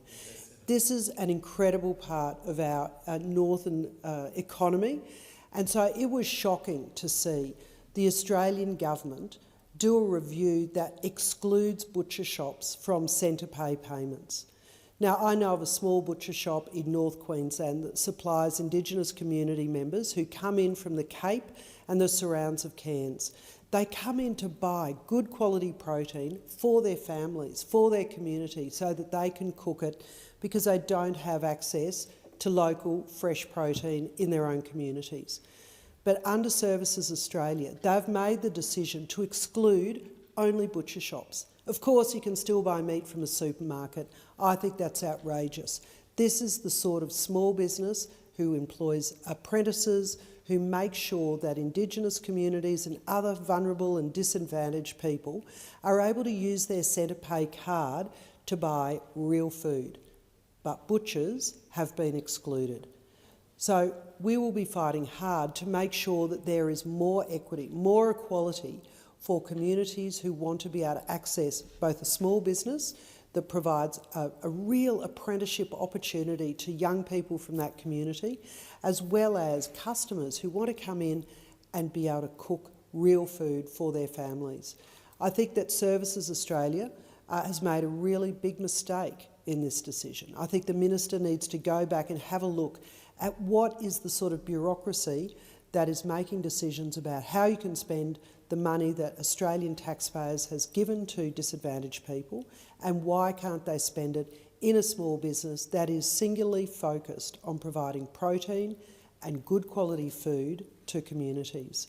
So I think this is a shocking moment to discover that this is yet another example of Canberra not understanding how regional communities work, not understanding how real people operate, and not understanding the quality of protein that is grown by Australian farmers, supplied through small businesses, and a real missed opportunity for the government to support local businesses and not big supermarkets. Another Canberra fail. Senator Tyrrell. Thank you, Acting Deputy. Tonight I'd want to shine a light on a Tasmanian organisation that has quietly held our community together for generations, St Giles. Many in this chamber will know the name because St Giles is Tasmania's longest-serving disability support provider. They've been standing with Tasmanians living with disability since 1937. That's nearly 9 decades of showing up day after day for the people who need them most. St Giles operates right across the state, and every year they work with thousands of Tasmanians. Most of those they support are young children aged 0 to 7. In the last financial year alone, their therapists saw over 3,000 individual children. To put that into perspective, that's just over 10% of the under-18 population in Tasmania. And with numbers like that, it's no wonder almost every Tasmanian family has a St Giles story. If they haven't used the service themselves, they know someone who has. Their therapists help toddlers learn to crawl, help school-aged kids build the skills to keep up with their peers, and help teenagers get the confidence they need as they take their first steps into adulthood. St Giles delivers the full suite of allied health therapies: physio, speech, occupational therapy, psychology, dietetics and more. They provide assistive technology, from powered wheelchairs to communication systems for people who need extra support to be heard. And importantly, they provide NDIS support in homes and communities right across Tasmania. and many of the participants they work with have the highest and most complex support needs, people living with overlapping diagnoses, significant health challenges and enormous daily barriers. St Giles doesn't shy away from this work. In fact, in the sector, they're often referred to as a provider of last resort. They work at the narrow end of the wedge, exactly where the NDIS was meant to make the biggest difference when it was created in 2013. You really grasp their impact when you hear the stories from their staff. One example stuck with me. We all know what a physiotherapist does, right? We think of them helping someone move better or regain strength, but sometimes their work literally saves a life. Recently, a St Giles physio received a referral for a 7-month-old baby who wasn't rolling like they should be at that age. Instead of just ticking a box and moving on, this physio dug deeper. They spotted other warning signs and worked with the family's GP to organise an urgent MRI. Because of that decision, that tiny baby received life-changing neurosurgery, and I'm very glad to say that the child is now recovering well. That is the value of high-quality, face-to-face, hands-on therapy. But right now, like many other NDIS providers, St Giles is facing a perfect storm of pressures that are undermining their ability to keep supporting the people who rely on them. Years of NDIS price freezes on allied health services have taken a toll. The scheme has also failed to fully pass on the fair work age increases for staff, despite everyone knowing you can't run a service without paying your workers properly. On top of that, there are long-standing flaws in the NDIS pricing model itself, assumptions that simply don't reflect the real cost of working with clients who have complex needs, especially in a rural state like Tasmania. This year's NDIS price guide has made things even harder. The steep cuts to travel rates for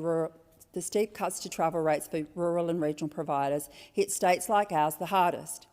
For an organisation with staff driving across long distances to see clients, that change isn't just inconvenient, it's financially damaging. And all these pressures have eroded St Giles Financial Services and forced them to make some tough calls. Last month they announced they were cancelling their redevelopment of a multi-purpose hub and hydrotherapy pool, despite having secured $7.5 million in government funding. And let me be clear, it's not because those services aren't needed, they are desperately needed. I'm told the simple truth is this: St Giles is no longer in a position to absorb the cost overruns or the expected losses during construction. That's how thin the margins have become, and they're not alone. Providers across Australia, especially not-for-profit organisations, are facing the same pressures. Many have decades of history, deep community trust and the highest standards of care, yet they are struggling to stay afloat. And while I think we can all agree that the NDIS needs reform, serious, sensible reform, if governments don't step in soon, we risk losing exactly the kinds of providers the scheme was built to support. Tasmanians living with disability cannot afford to lose them. Let's make sure St Giles remains a strong, steady beacon of hope in the Tasmanian disability landscape for decades to come. Senator Whitten. Thank you, Acting Deputy President. When I was elected as a senator for our great country earlier this year, I was honoured to represent Australians in this chamber.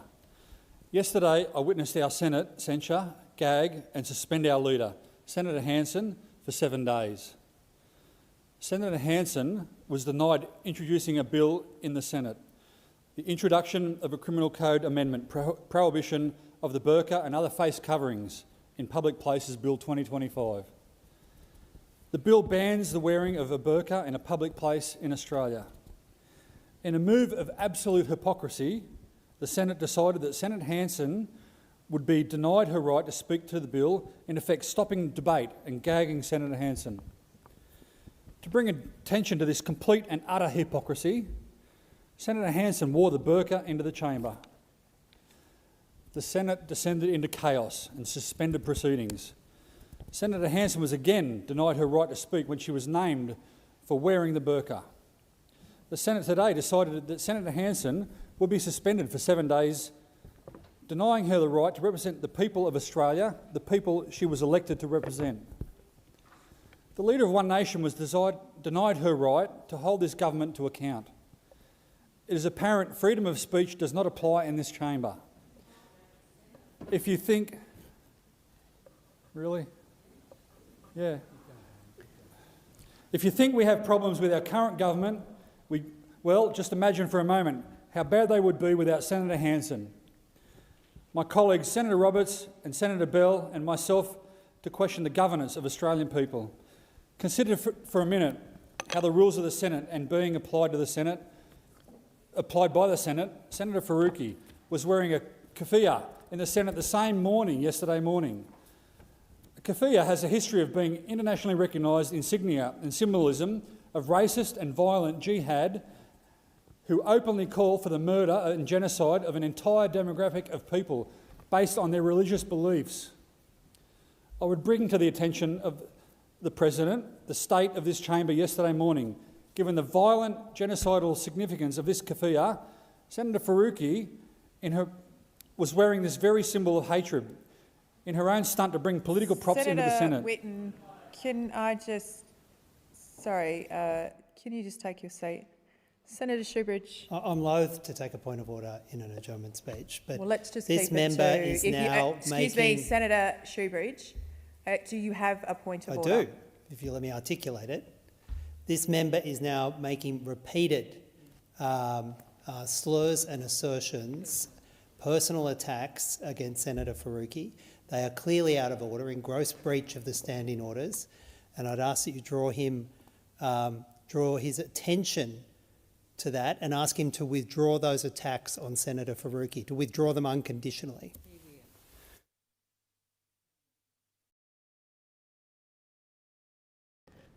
Thank you. I've just had some advice from the clerk, and Senator Whitten, I would ask that you, the remarks in relation to what a senator was wearing is not in breach of the standing orders. I would ask that you keep your commentary in relation to other senators in this place in a parliamentary, safe way, in the goodwill of this chamber. No, my ruling is that it is not impugning a senator. Please take your seat, Senator Shoebridge. I have ruled already on your point of order. Senator Whitten, you have the call.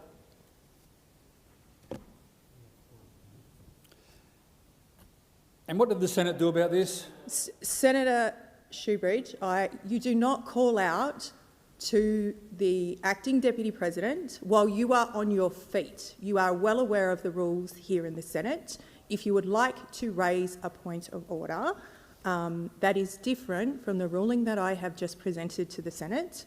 I would ask Senator Whitten, please take your seat. If it is on the same ruling, I am not entertaining that. It is in relation to the same ruling, as well, is my right. Well, please take your seat. I have ruled on that point of order already.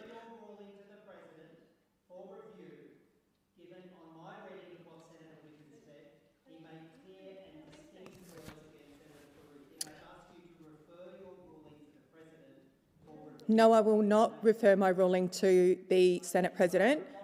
Please take your seat, Senator Shoebridge. No, I'm not, because I've sought advice from the clerk and that was the advice that I was given. That's right, you can ask and I can refuse. So please take your seat. We're moving on. Senator Scarr, I haven't allocated the call, but would you like to raise a point of order? Point of order. Continual interruptions, interjections and debating with the Acting Deputy President, which I think is inappropriate. I think your ruling was quite clear, Acting Deputy President, and thank you. I think all senators should respect that ruling. Thank you very much, Senator Scarr, and I will remind senators that seeking advice from the clerk in relation to making rulings is within the standing orders and is of normal practice of acting Deputy Presidents or temporary chairs in this place, and also of the President and Deputy President. And I thank Senator Scarr for his support. The ruling was made based on the advice from the clerk. I will allocate the call back to Senator Whitten. Thank you. Thank you. And what did the Senate do about this? Was Senator Faruqi censured, gagged, suspended from the Senate for 7 days? No, she wasn't asked to leave the chamber. She wasn't censured. She wasn't denied the right to speak. She wasn't suspended for 7 sitting days. But Senator Hanson was. The suspension and the violent antics that we saw from the Senate yesterday could only be described as premeditated bullying and intimidation of the very kind that the liars and the hypocrites in this place claim to want to stamp out. Many of the members in this Senate are in fact... Whitten, please take your seat, Senator Shoebridge.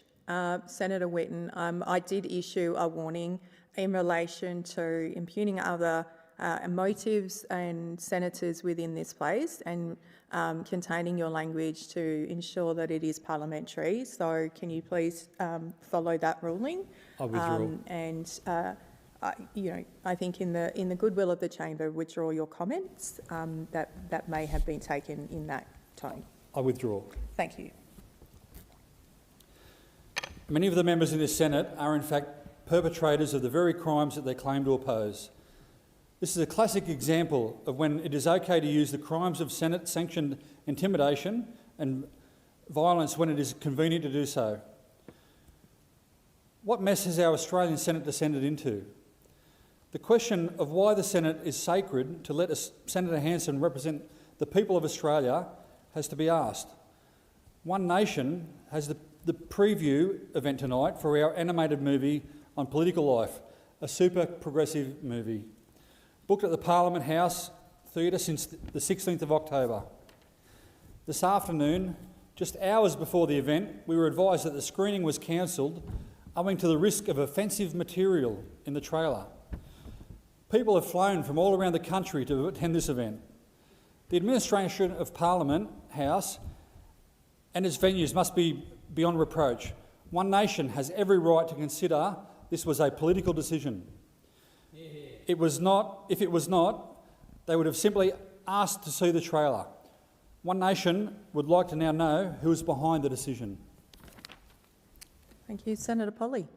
Thank you, Acting Deputy President. The labour practices of Amazon, one of the world's largest and most influential corporations, could only be described as infamous. In 2025, Amazon's relentless pursuit of profit continues to come at a staggering cost to workers' rights, dignity and privacy across the United States, Canada, Europe and here in Australia. As the company expands its reach into every facet of our economies and lives, the need for public accountability, ethical procurement and fair competition and fair compensation for working people has never been more crucial.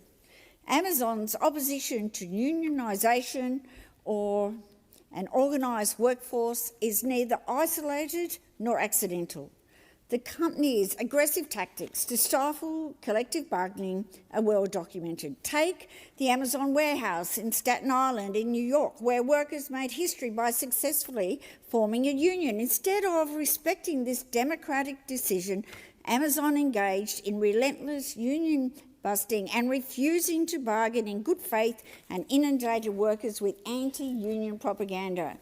At Whole Foods in Philadelphia, the similar pattern emerged. Workers attempting to advocate for their rights faced intimidation, surveillance and a refusal for management to recognise their union or negotiate terms. This pattern is not confined to the US. Across Amazon's global operations, we see repeated efforts to undermine union organising, whether through targeted firings, shifting workers' schedules to disrupt organising efforts or exploiting legal loopholes to avoid collective bargaining. These actions reveal a corporate strategy to silence workers' voices and deny them the basic rights to organise, to bargain and to advocate for fair conditions. In Canada, Amazon's anti-union playbook has taken a particularly destructive turn. In Quebec, the company closed multiple warehouse facilities shortly after workers began unionising drives. Despite official statements citing operational reasons, the timing and pattern of these closures are unmistakable. These serve as a very clear warning to workers elsewhere. Attempts to organise and your livelihood will be put at risk. The response from Canadian governments and Labor advocates has been firm but insufficient. While some provincial authorities have launched inquiries and called for greater oversights, Amazon's actions highlight the urgent need for stronger protections for organising workers, clear penalties for these retaliatory closures and mechanisms to ensure that multinational corporations cannot simply pack up and leave when faced with demands for fairness. Here in Australia, Amazon's approach to union representation has been marked by resistance, delays, and at times outright hostility. Workers have reported being denied the right to meet with union representation on site. Despite overpay and safety and rostering are frequently met with legal manoeuvring and public relations campaigned at undermining solidarity. When workers speak out, the company's response is often to silence dissent, using non-disclosure agreements, threats of legal action, or simply refusing to negotiate. These tactics are not just anti-union, they are anti-democratic. They undermine the very principle that underpin our workplaces and our society, the right to have a fair go, a safe workplace, and a voice in decisions that affect our lives and their livelihoods. In a remarkable move, the European Parliament has banned Amazon lobbyists from its corridors. This action was taken after Amazon repeatedly refused to engage with officials' inquiries into its labour practices and treatment of workers. The ban is unprecedented, a clear signal from European lawmakers that companies that flout transparency, dodge accountability and disregard democratic processes will not be given a seat at the table. This is a watershed moment. It demonstrates that powerful institutions can and must hold even the largest corporations accountable. The message is clear: ethical business is not optional, and the right to influence public policy must be earned through transparency and respect for fundamental rights. Amazon's obsession with control extends into the surveillance of its workers. In France and across Europe, Amazon has been caught using sophisticated monitoring technologies to track workers' movements, measure productivity, and identify those perceived as troublemakers. These tactics create a climate of fear, stress, and constant scrutiny when even a brief pause can be flagged as time theft. It brings back those horrible images on Australian waterfront. Now, we know how important it is for workers to be able to have unions representing them, giving them a voice for those who can't or don't have the skills to be able to speak, because collectively that voice is so much stronger. And we know how important it is that the TWU and the SDA are taking on Amazon.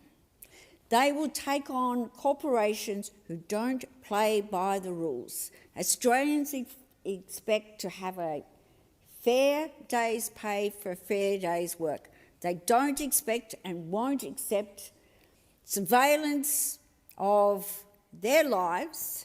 They won't be intimidated, and that's why the campaign that has been run by the SDA and the TWU in terms of Amazon and the way they behave is not going to be acceptable here in Australia. So Make Amazon Pay is a campaign that I strongly support. We need to ensure, and that's what this Labor government has done since we came into office during the last term. We put at the forefront of the Australian people our belief in workers' rights. We raised the low-income wages of Australians who work in our essential services, whether it's in aged care, whether it's in disability, whether you're a retail worker or you work in hospitality, whether you work in a warehouse. You go to work, you expect to have a safe environment, you expect to have the right to join a union if that is your choice. Because we know how easy it is to have those rights taken away from you. We know what's happening under previous Liberal governments. I don't think I'll ever forget seeing on television the sights of the blockades at our waterfronts. Dogs, balaclavas, the thuggery that was undertaken at the direction of the previous Liberal governments. That's why the Australian people know that they can't trust the Liberals and Nationals when they're in government to actually support Australian workers. It's not just Amazon, although in this campaign they're a target because of their bad practices, the fact that they will take advantage, they will close up shop, they will threaten people's livelihoods if they feel under threat by having an organised workforce that will have strong representation. And we know over the decades upon decades how important unions have been in this country. They are there for only one reason, that is to protect workers' rights and to support those who need that protection and to give them a strong voice. I commend this campaign, along with so many other colleagues who've made a contribution. I'm sure that there'll be more that will make a contribution in relation to this. It is fundamental to who the Labor Party is. We're born out of the union movement, we believe in collective bargaining, and we believe, as I said, in the basic right to have a safe working environment where a fair day's pay for a fair day's work. And that's why we've also included legislation to ensure people are paid their superannuation when they get paid, because we know that there's been so many workers, and I can name so many from my hometown, of employees who didn't pay. Not did they not pay for 3, 6, 12 months, but they weren't paying their superannuation. Been caught more than once doing that, but repeatedly did it in the hope that they get away with it. That's unacceptable in Australia, and I support this campaign. Thank you, Senator Polley. Senator Scarr, you have the call. Thank you, Acting Deputy President. It's always a joy to follow Senator Polley, who made another great contribution. On 7 November 2023, I rose in this place to call for a public health inquiry into the impact of odours from waste facilities on the people of Ipswich. Now, my Senate office is based in the greater Ipswich region, and Ipswich has a number of waste facilities that were generating odours that have been causing misery to the people of Ipswich for years. And in that speech, I quoted the experiences of two great Ipswich residents, Michelle Filippi and Tracy Butler, who have been personally devastatingly impacted by these odours. The Labor state government refused to convene a public health inquiry, despite the people of Ipswich wanting a public health inquiry. But the Labor Party abandoned the people of Ipswich. I commend Teresa Harding, Mayor of Ipswich, for calling for the public health inquiry, and the other members of council. I also commend Georgia Toft, who was the LNP candidate for Ipswich West, and Mr Carl Mutzelberg, who was the Ipswich candidate for Bundamba, for also calling for a public health inquiry before the last state election.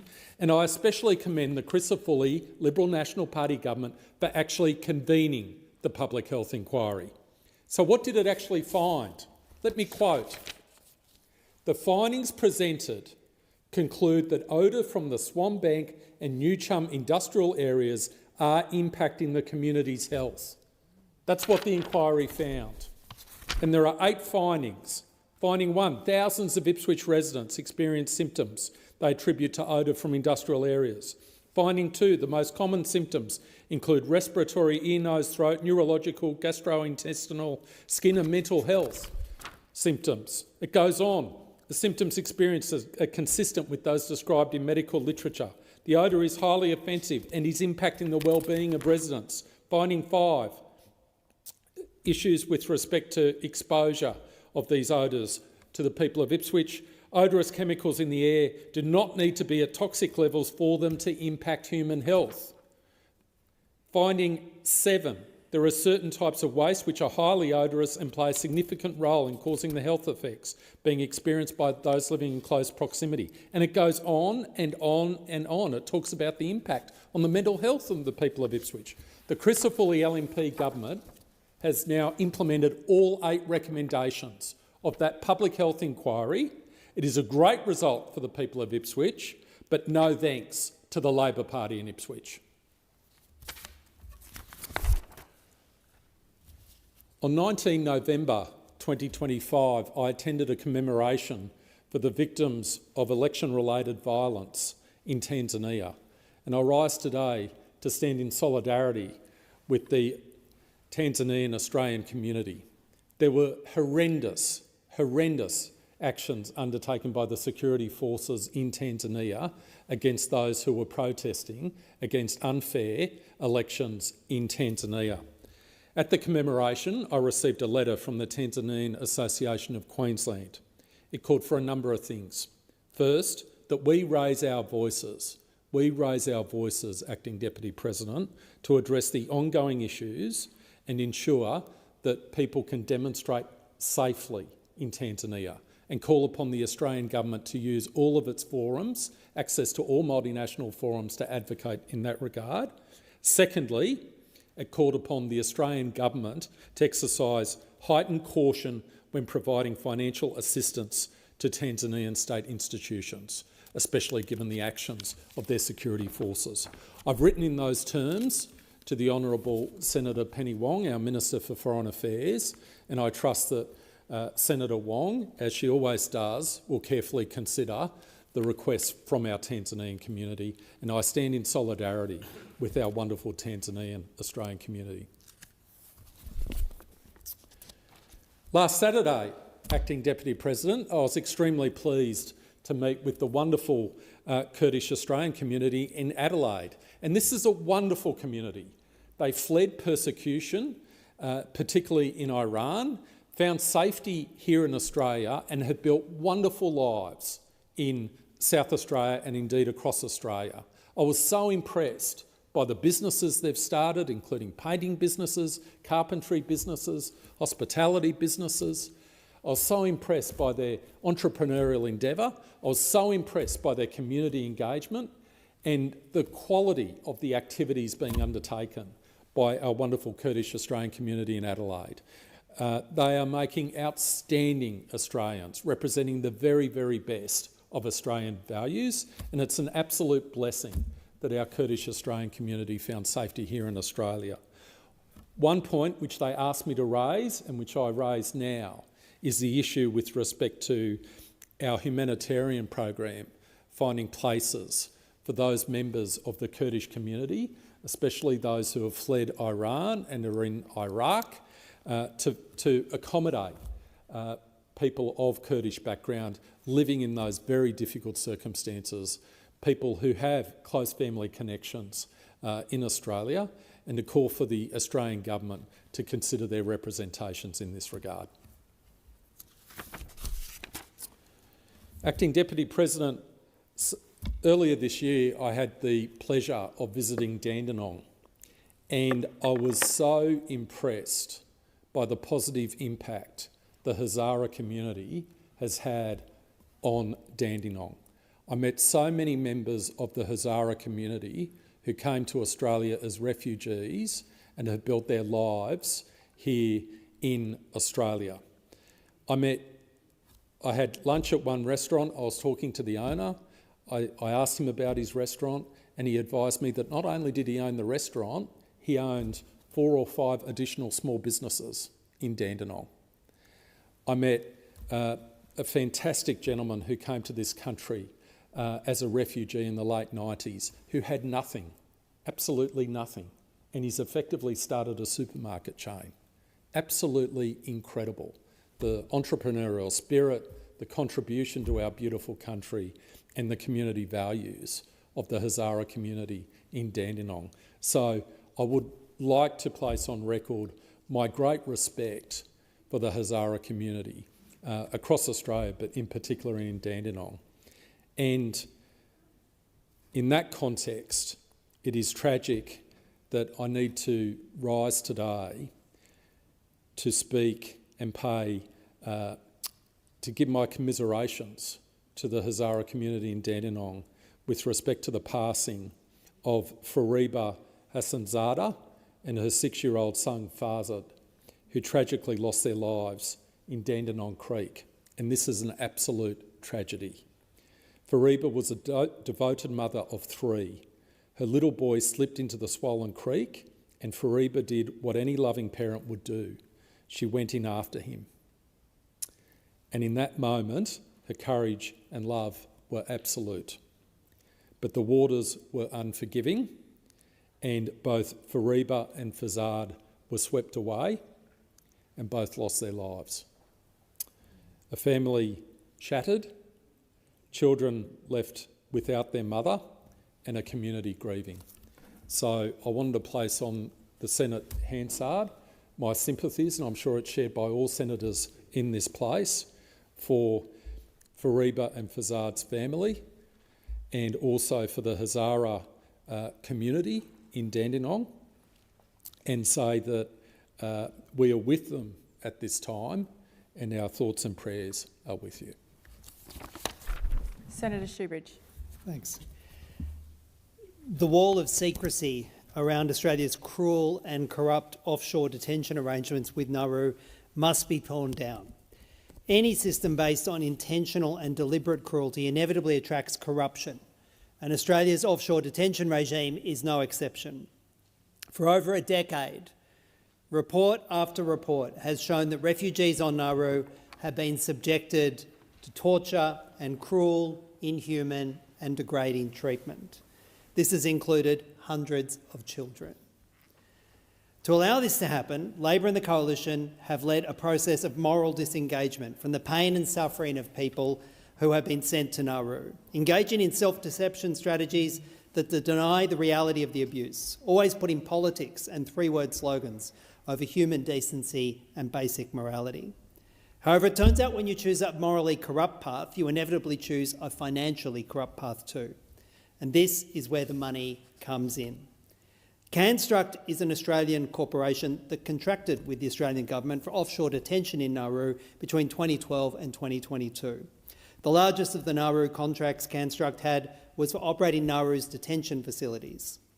According to AusTender, it ran from September 2017 to September 22, during which time it expanded from an initial $8.2 million to over $1.8 billion.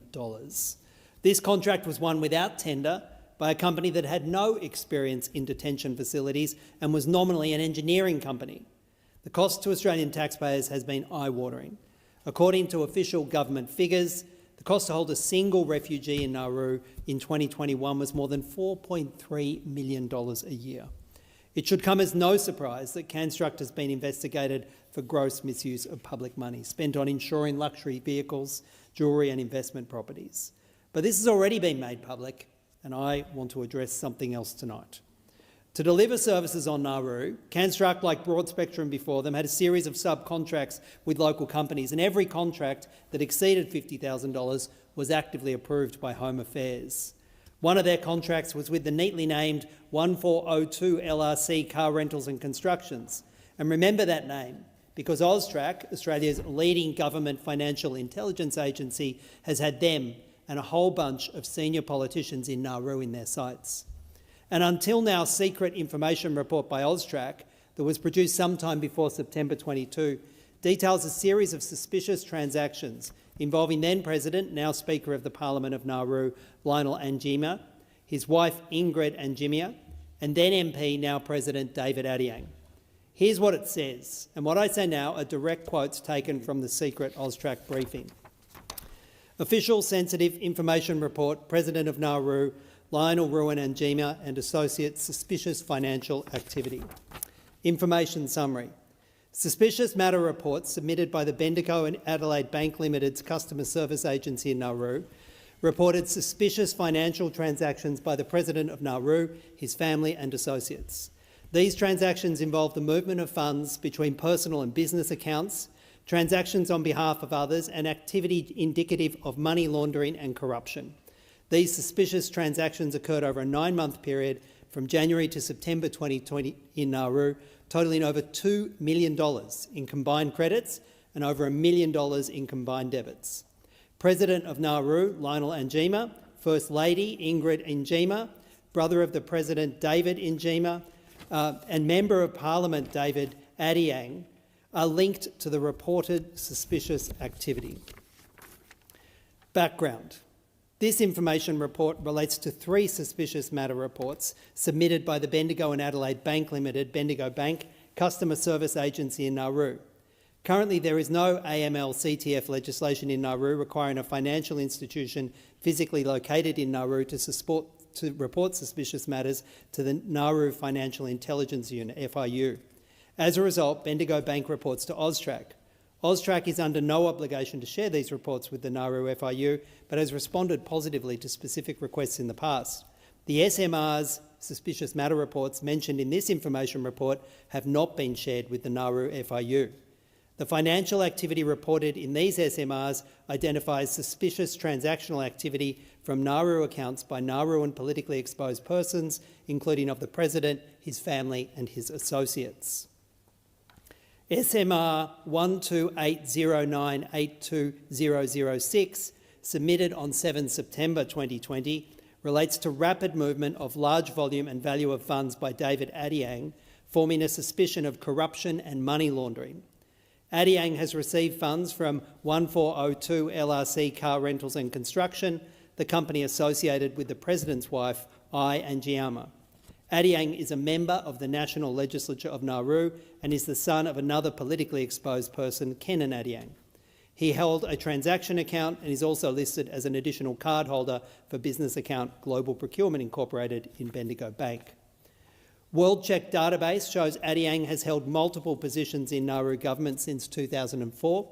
He was investigated in 2015 by Australian Federal Police for alleged bribery in relation to phosphate mining in Nauru. Bendigo Bank's review of Adiang's account from January to September 2020 details the following transactions. An Acting Deputy President, I won't name some, but I'll pick out some highlights. 15 OSCO payments, 3 of those from 1402 LRC Car Rentals and Construction, linked to Iangiama, totalling $113,797. 462 transactions associated with building and construction reference of payment totalling $248,888.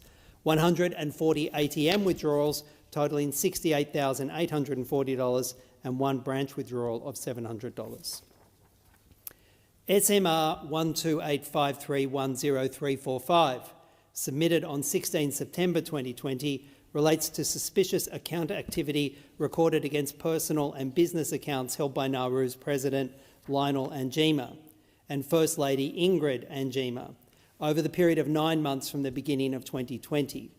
Anjima is recorded with regular credits from the Government of Nauru into both her personal and business accounts. These government payments are subsequently on-transferred to third parties with beneficiaries including her husband, L. Anjima. For her business account in the name of 1402 LRC Car Rentals and Construction, Anjima has received a total of $580,277 from the Nauru government and has transferred $425,200 of this to her husband, L. Anjima. These payments are described as fee or legal fee. This business account is also held with Cheryl Silk under Nauru National. In total, and including her personal and business bank accounts for the first 9 months of 2020, Anjima has received over $830,000 from the Nauru government, with $462,500 being transferred to her husband, President Anjima, and over $144,000 withdrawn in cash. Dissemination list: the Australian Criminal Intelligence Commission, the Australian Federal Police, Department of Foreign Affairs and Trade, Department of Home Affairs, Office of National Intelligence, Australian Security Intelligence Organisation and Australian Secret Intelligence Service.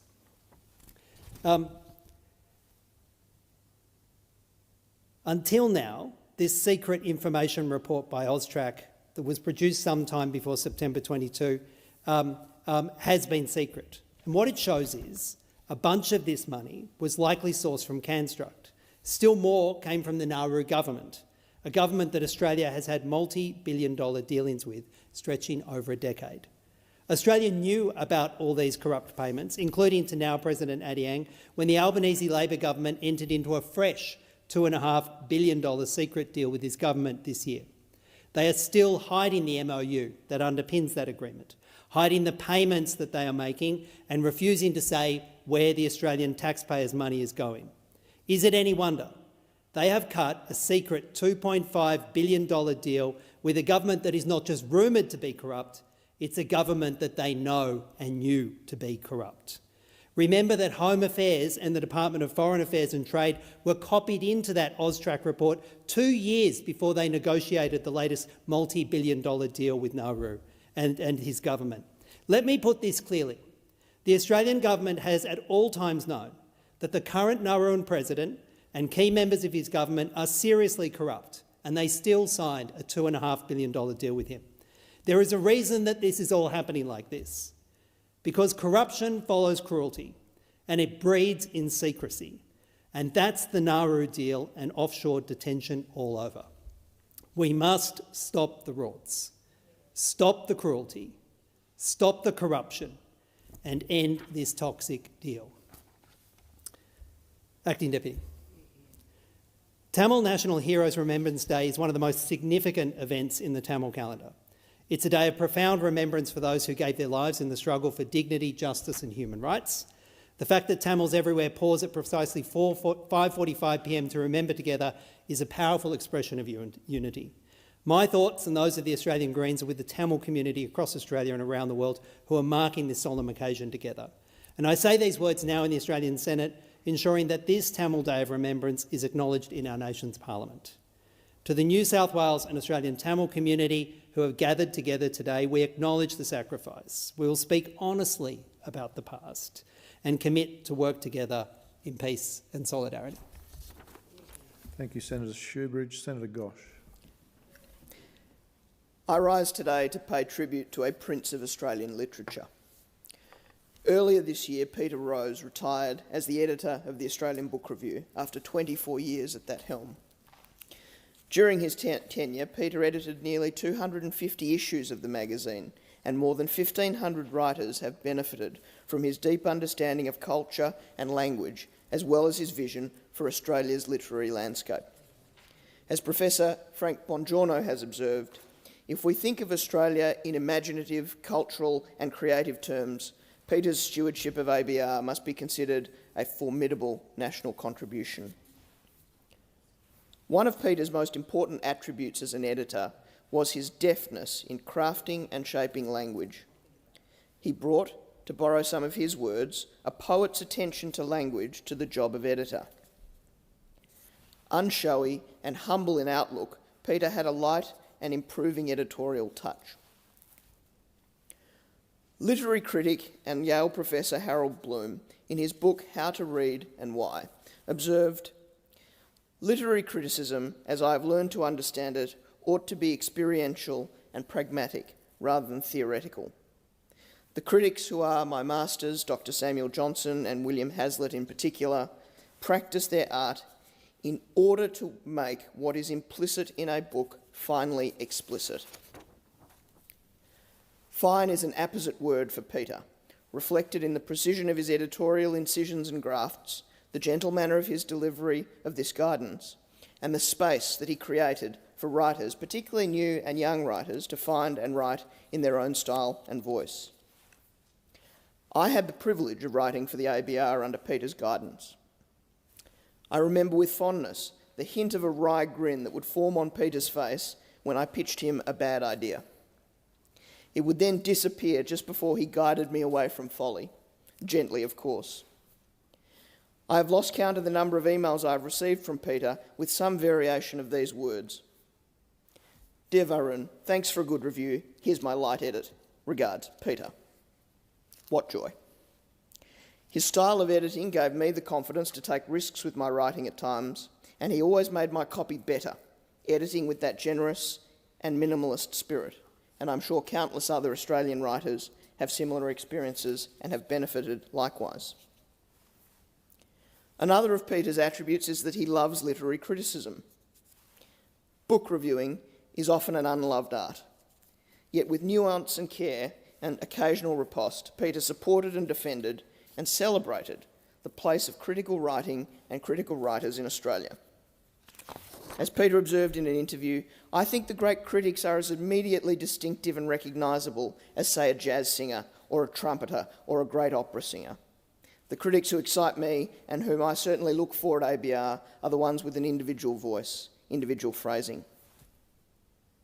He could also be intolerant of those who sought to take cheap shots at Australian critics, describing one such diatribe in these terms. What a cliched, ungenerous and discreditable overview of book reviewing in this country, with its sentimental and predictable coda about mythic Manhattan standards. They, Australian critics, do not deserve to be derided in such an idle and pusillanimous fashion.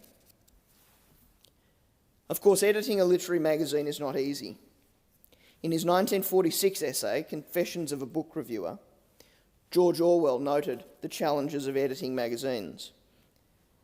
Nearly every book, he wrote, is capable of arousing passionate feeling, even if only passionate dislike, in some or other reader whose ideas about it would surely be worth more than those of a bored professional. But unfortunately, as every editor knows, that kind of thing is very difficult to organise. It is a credit to Peter that he took the responsibility to organise it seriously. He created opportunities for and supported Australian writers, and particularly young writers. Money is important for young writers, particularly in Australia, where arts funding remains too low and where writers are paid too little for their work.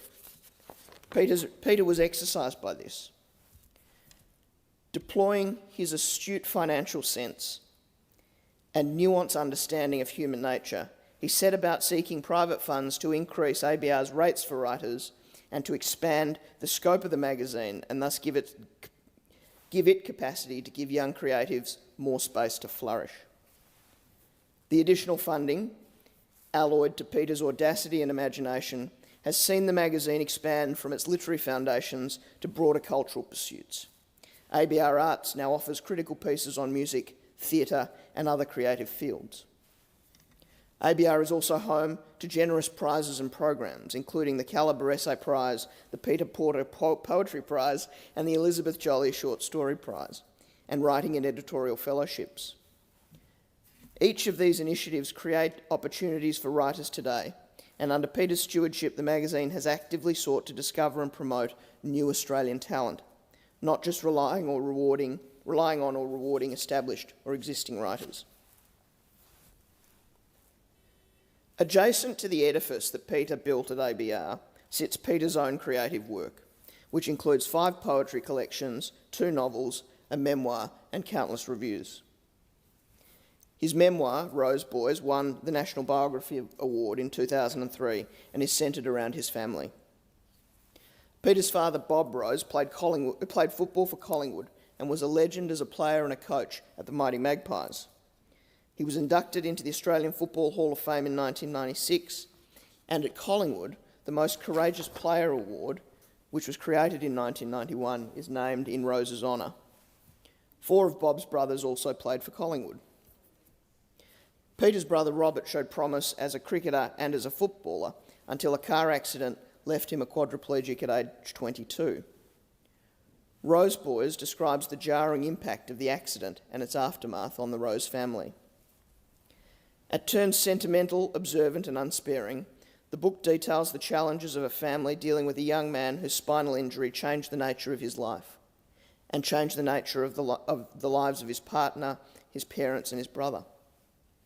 The book also explores the experience of a young and successful sportsman, part of a family with a rich sporting history, who had significant aspects of his identity and future suddenly taken away.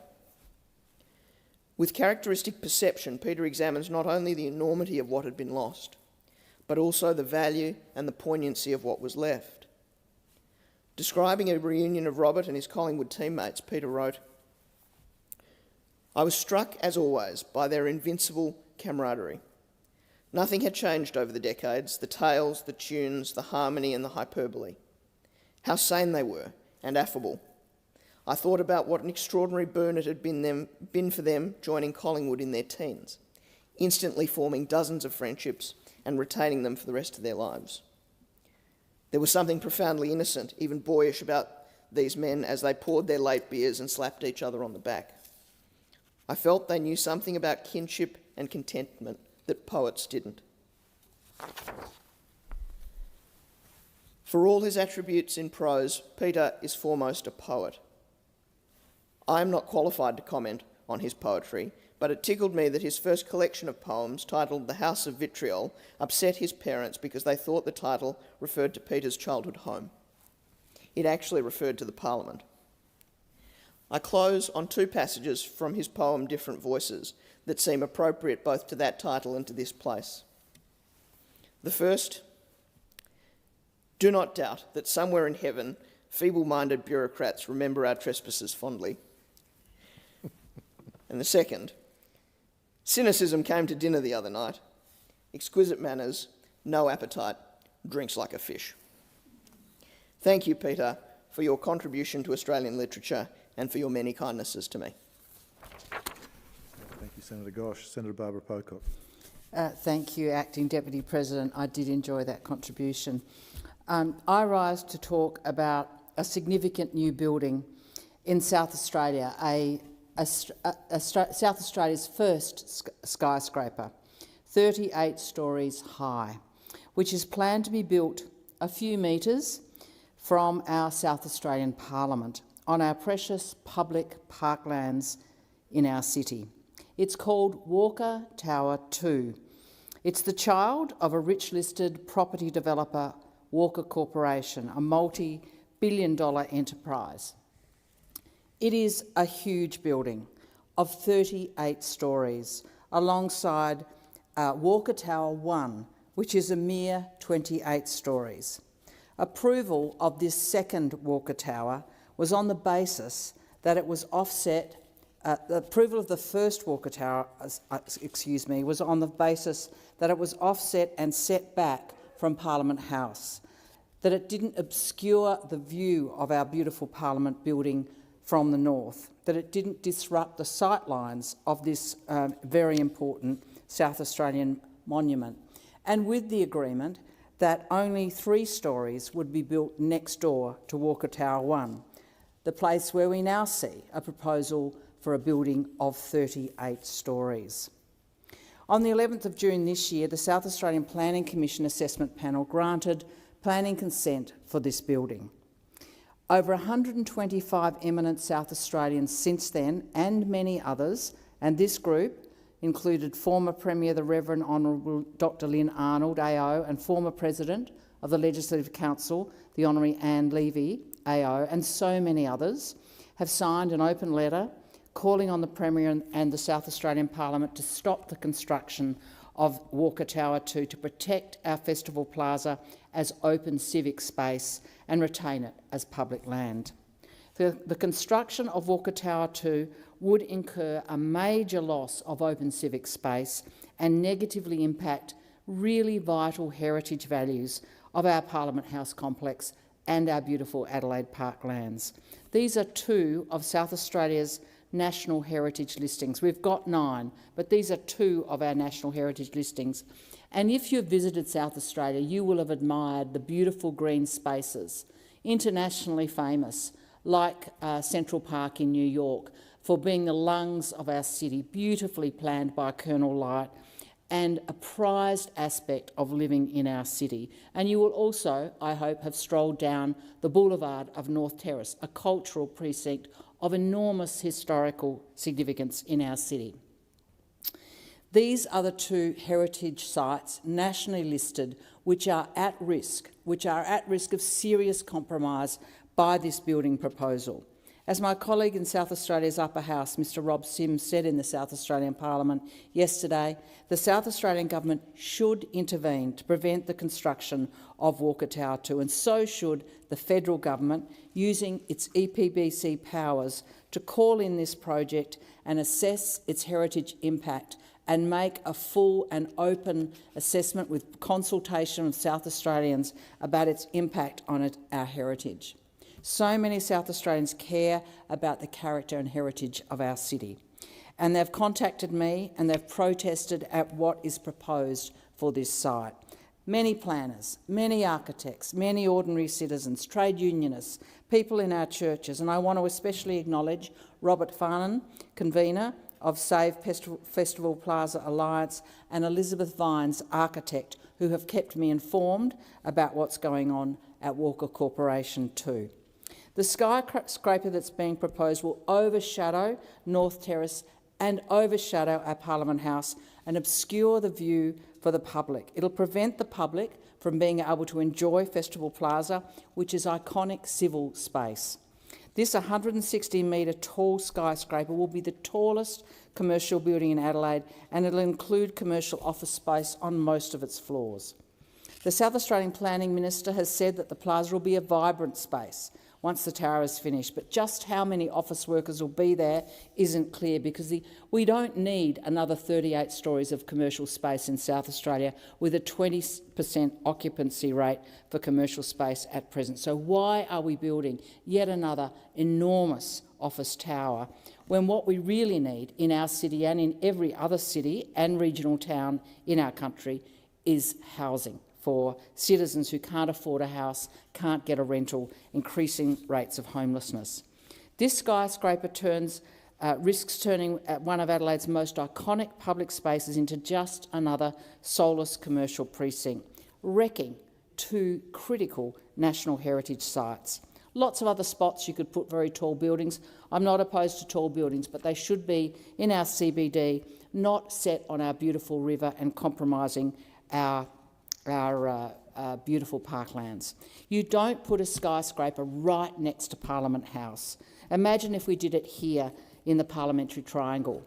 It's like putting a commercial skyscraper right next to the Opera House or plonking one down in the middle of Federation Square. Parliaments internationally don't put 38-storey buildings next to their public parliaments.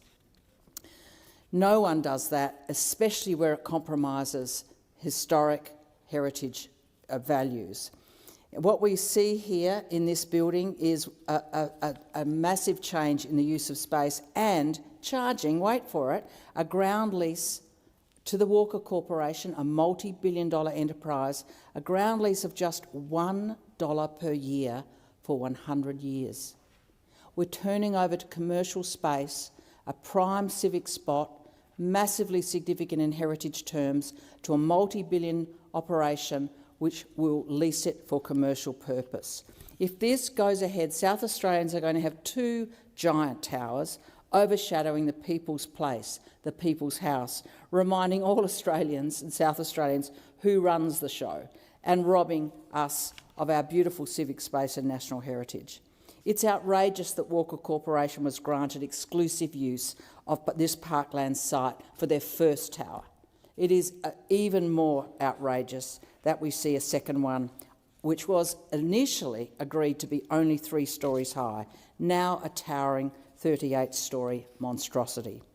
The South Australian Government's own heritage agency, Heritage SA, has raised really significant issues about the impact of this tower on our heritage, and many South Australians are protesting its shape and impact. We know that the South Australian Code Amendment, which changed the zoning law, was rushed through without proper consultation and walking all over the government's own community engagement commitments or charter without a proper planning process. There has not been a proper consultation with the citizens of our state. Such a significant project which has not had the public attention and conversation it deserves. There is a role here also for the federal government through the EPBC Act.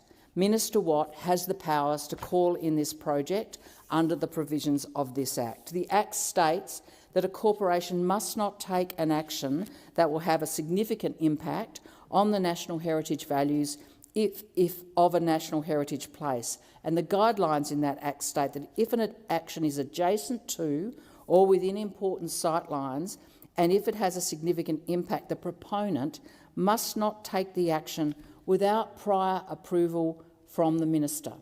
And yet here in South Australia, we have the cement foundations already poured for this building without proper consideration of the heritage compromises that are implicit in this project.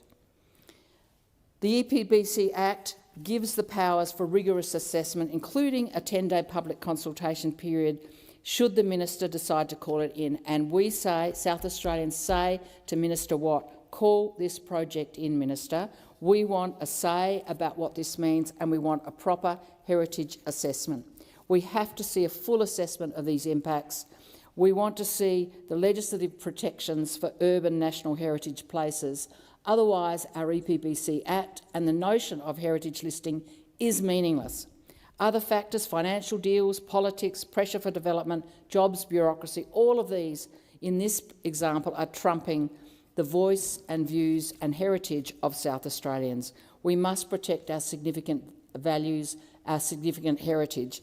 It's time to listen to South Australians, citizens, not billionaire developers, and Minister Watt has the power to do this. South Australians want to see the EPBC powers used to enable proper consultation, and we cannot sacrifice the brilliant historical heritage values of our state to corporate interests and commercial deals which don't stack up. Senator Roberts. Thank you.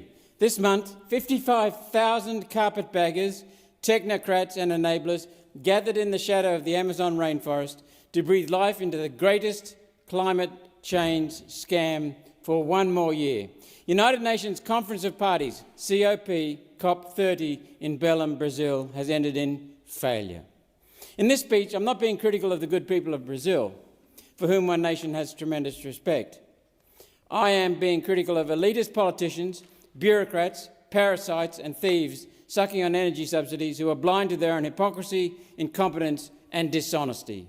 Hypocrisy such as building a highway through the Amazon rainforest to improve access to the conference venue, which turned into another look the other way moment for the world press, still using climate change as a boogeyman to scare people into continuing to read their rubbish. This highway bisects an environmental protection area and cuts through wetlands and dense secondary Amazon rainforest. The highway allows easy access for illegal logging, disrupts water and food supplies for native inhabitants, and actually increases the flooding risk in Belém. In other words, just another day at the office for the hypocritical, incompetent, dishonest climate change zealots. Actual environmental groups and satellite monitoring from Amazon have tracked secondary deforestation already sprouting along the new corridor, the classic fishbone pattern that often follows Amazon road building. An accurate estimate for the number of trees felled is 30,000 trees gone. This eliminated 10,000 tonnes of natural carbon dioxide sequestration necessary for oxygen production. This is something you've heard before from One Nation. Australia is already at net zero. Every year our extensive forests, natural and planted, absorb more carbon dioxide than Australia produces. Every year. Any talk of UN carbon dioxide reduction, as inhuman and as nonsensical as that is, must acknowledge the essential role of planting and preserving trees and forests. Instead, in Australia, we're seeing large-scale deforestation, blowing the tops off entire mountains to locate massive wind turbines, building the access roads and the easements for electricity transmission lines through the bush and national parks. The environmental damage of UN COP30 doesn't stop at rainforests. Only 4% of Belém sewage is treated. The rest gets dumped into waterways and from there into the sea.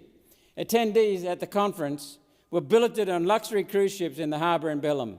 Attendees were able to look over the side and see raw sewage from the conference floating past. How fitting is that? What a perfect metaphor for the execrable failed theory of climate change. I haven't finished on the hypocrisy. Tarmac space limited the number of private planes arriving to 250, requiring the conversion of 14 local airports into parking lots for crony capitalists to park their jets while lecturing us on carbon dioxide footprint. Domestic and international flights added another 50,000 seats. So I wonder how many people bothered to use the new highway through the Amazon. Perhaps the highway was for the workers while the elites flew. Now, I thought flying was a crime against Mother Earth. The rules, though, don't apply to the people who make the rules. I was especially amused to see those same people who flew to Belém support an agenda item for a tax on airline flights to raise $6 billion United States dollars towards fighting themselves. The final communique was a complete failure, a collection of weasel words and platitudes. UN COP30 turned into a cop-out. UN Climate Chief Simon Steele hailed the communique as proof, quote, climate cooperation is alive and their goal of keeping warming to 1.5 degrees Celsius was still within reach. A furtive plea if ever I heard one. Former Environment Minister Tanya Plibersek from the Labor government emphasised new hope for the 1.5 degrees Celsius alignment. New hope? No, Minister, there is no chance, no hope the world will ever meet the Paris targets. And there's no scientific reason why they should. A stronger initial communique was rejected with only 30 of the 194 delegates in support. The final cop-out communique only recommitted to the Paris Accord and a voluntary global plan for eventual phase-out of hydrocarbon fuels, coal, oil and natural gas. Spot the weasel words. Voluntary, eventual. UN COP30 said the quiet part out loud. This is not going to happen.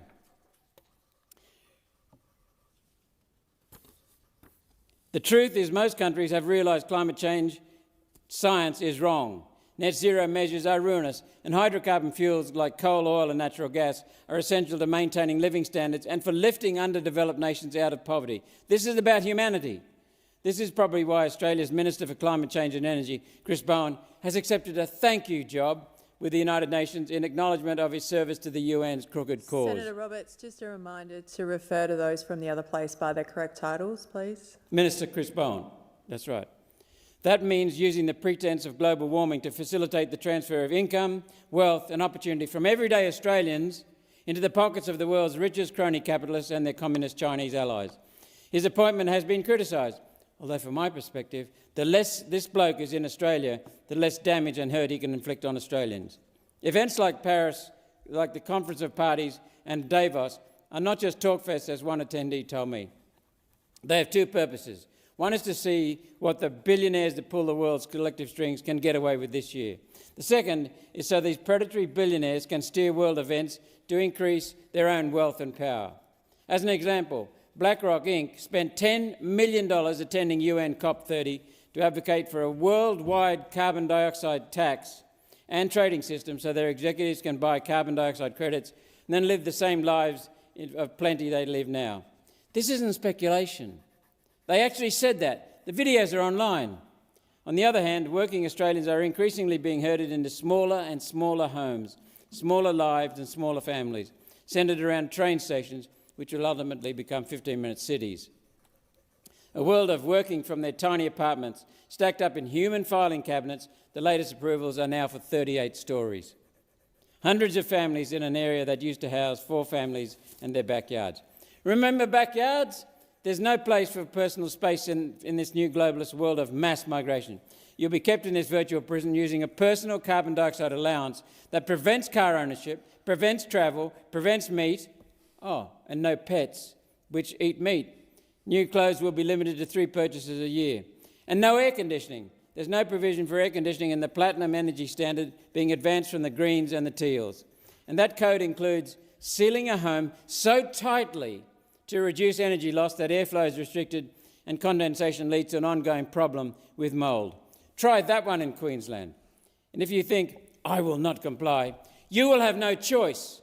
Your bank is already preparing to help you limit your daily carbon dioxide output. And in 2030, we'll start denying transactions above your allowance, a system that works only if cash is eliminated, which the Treasurer, the Labor Treasurer, is trying to do now with new anti-cash regulations. When I first talked about these things 9 years ago, nearly a decade, the internet laughed. Well, the internet is laughing much less now as this agenda starts to affect them personally.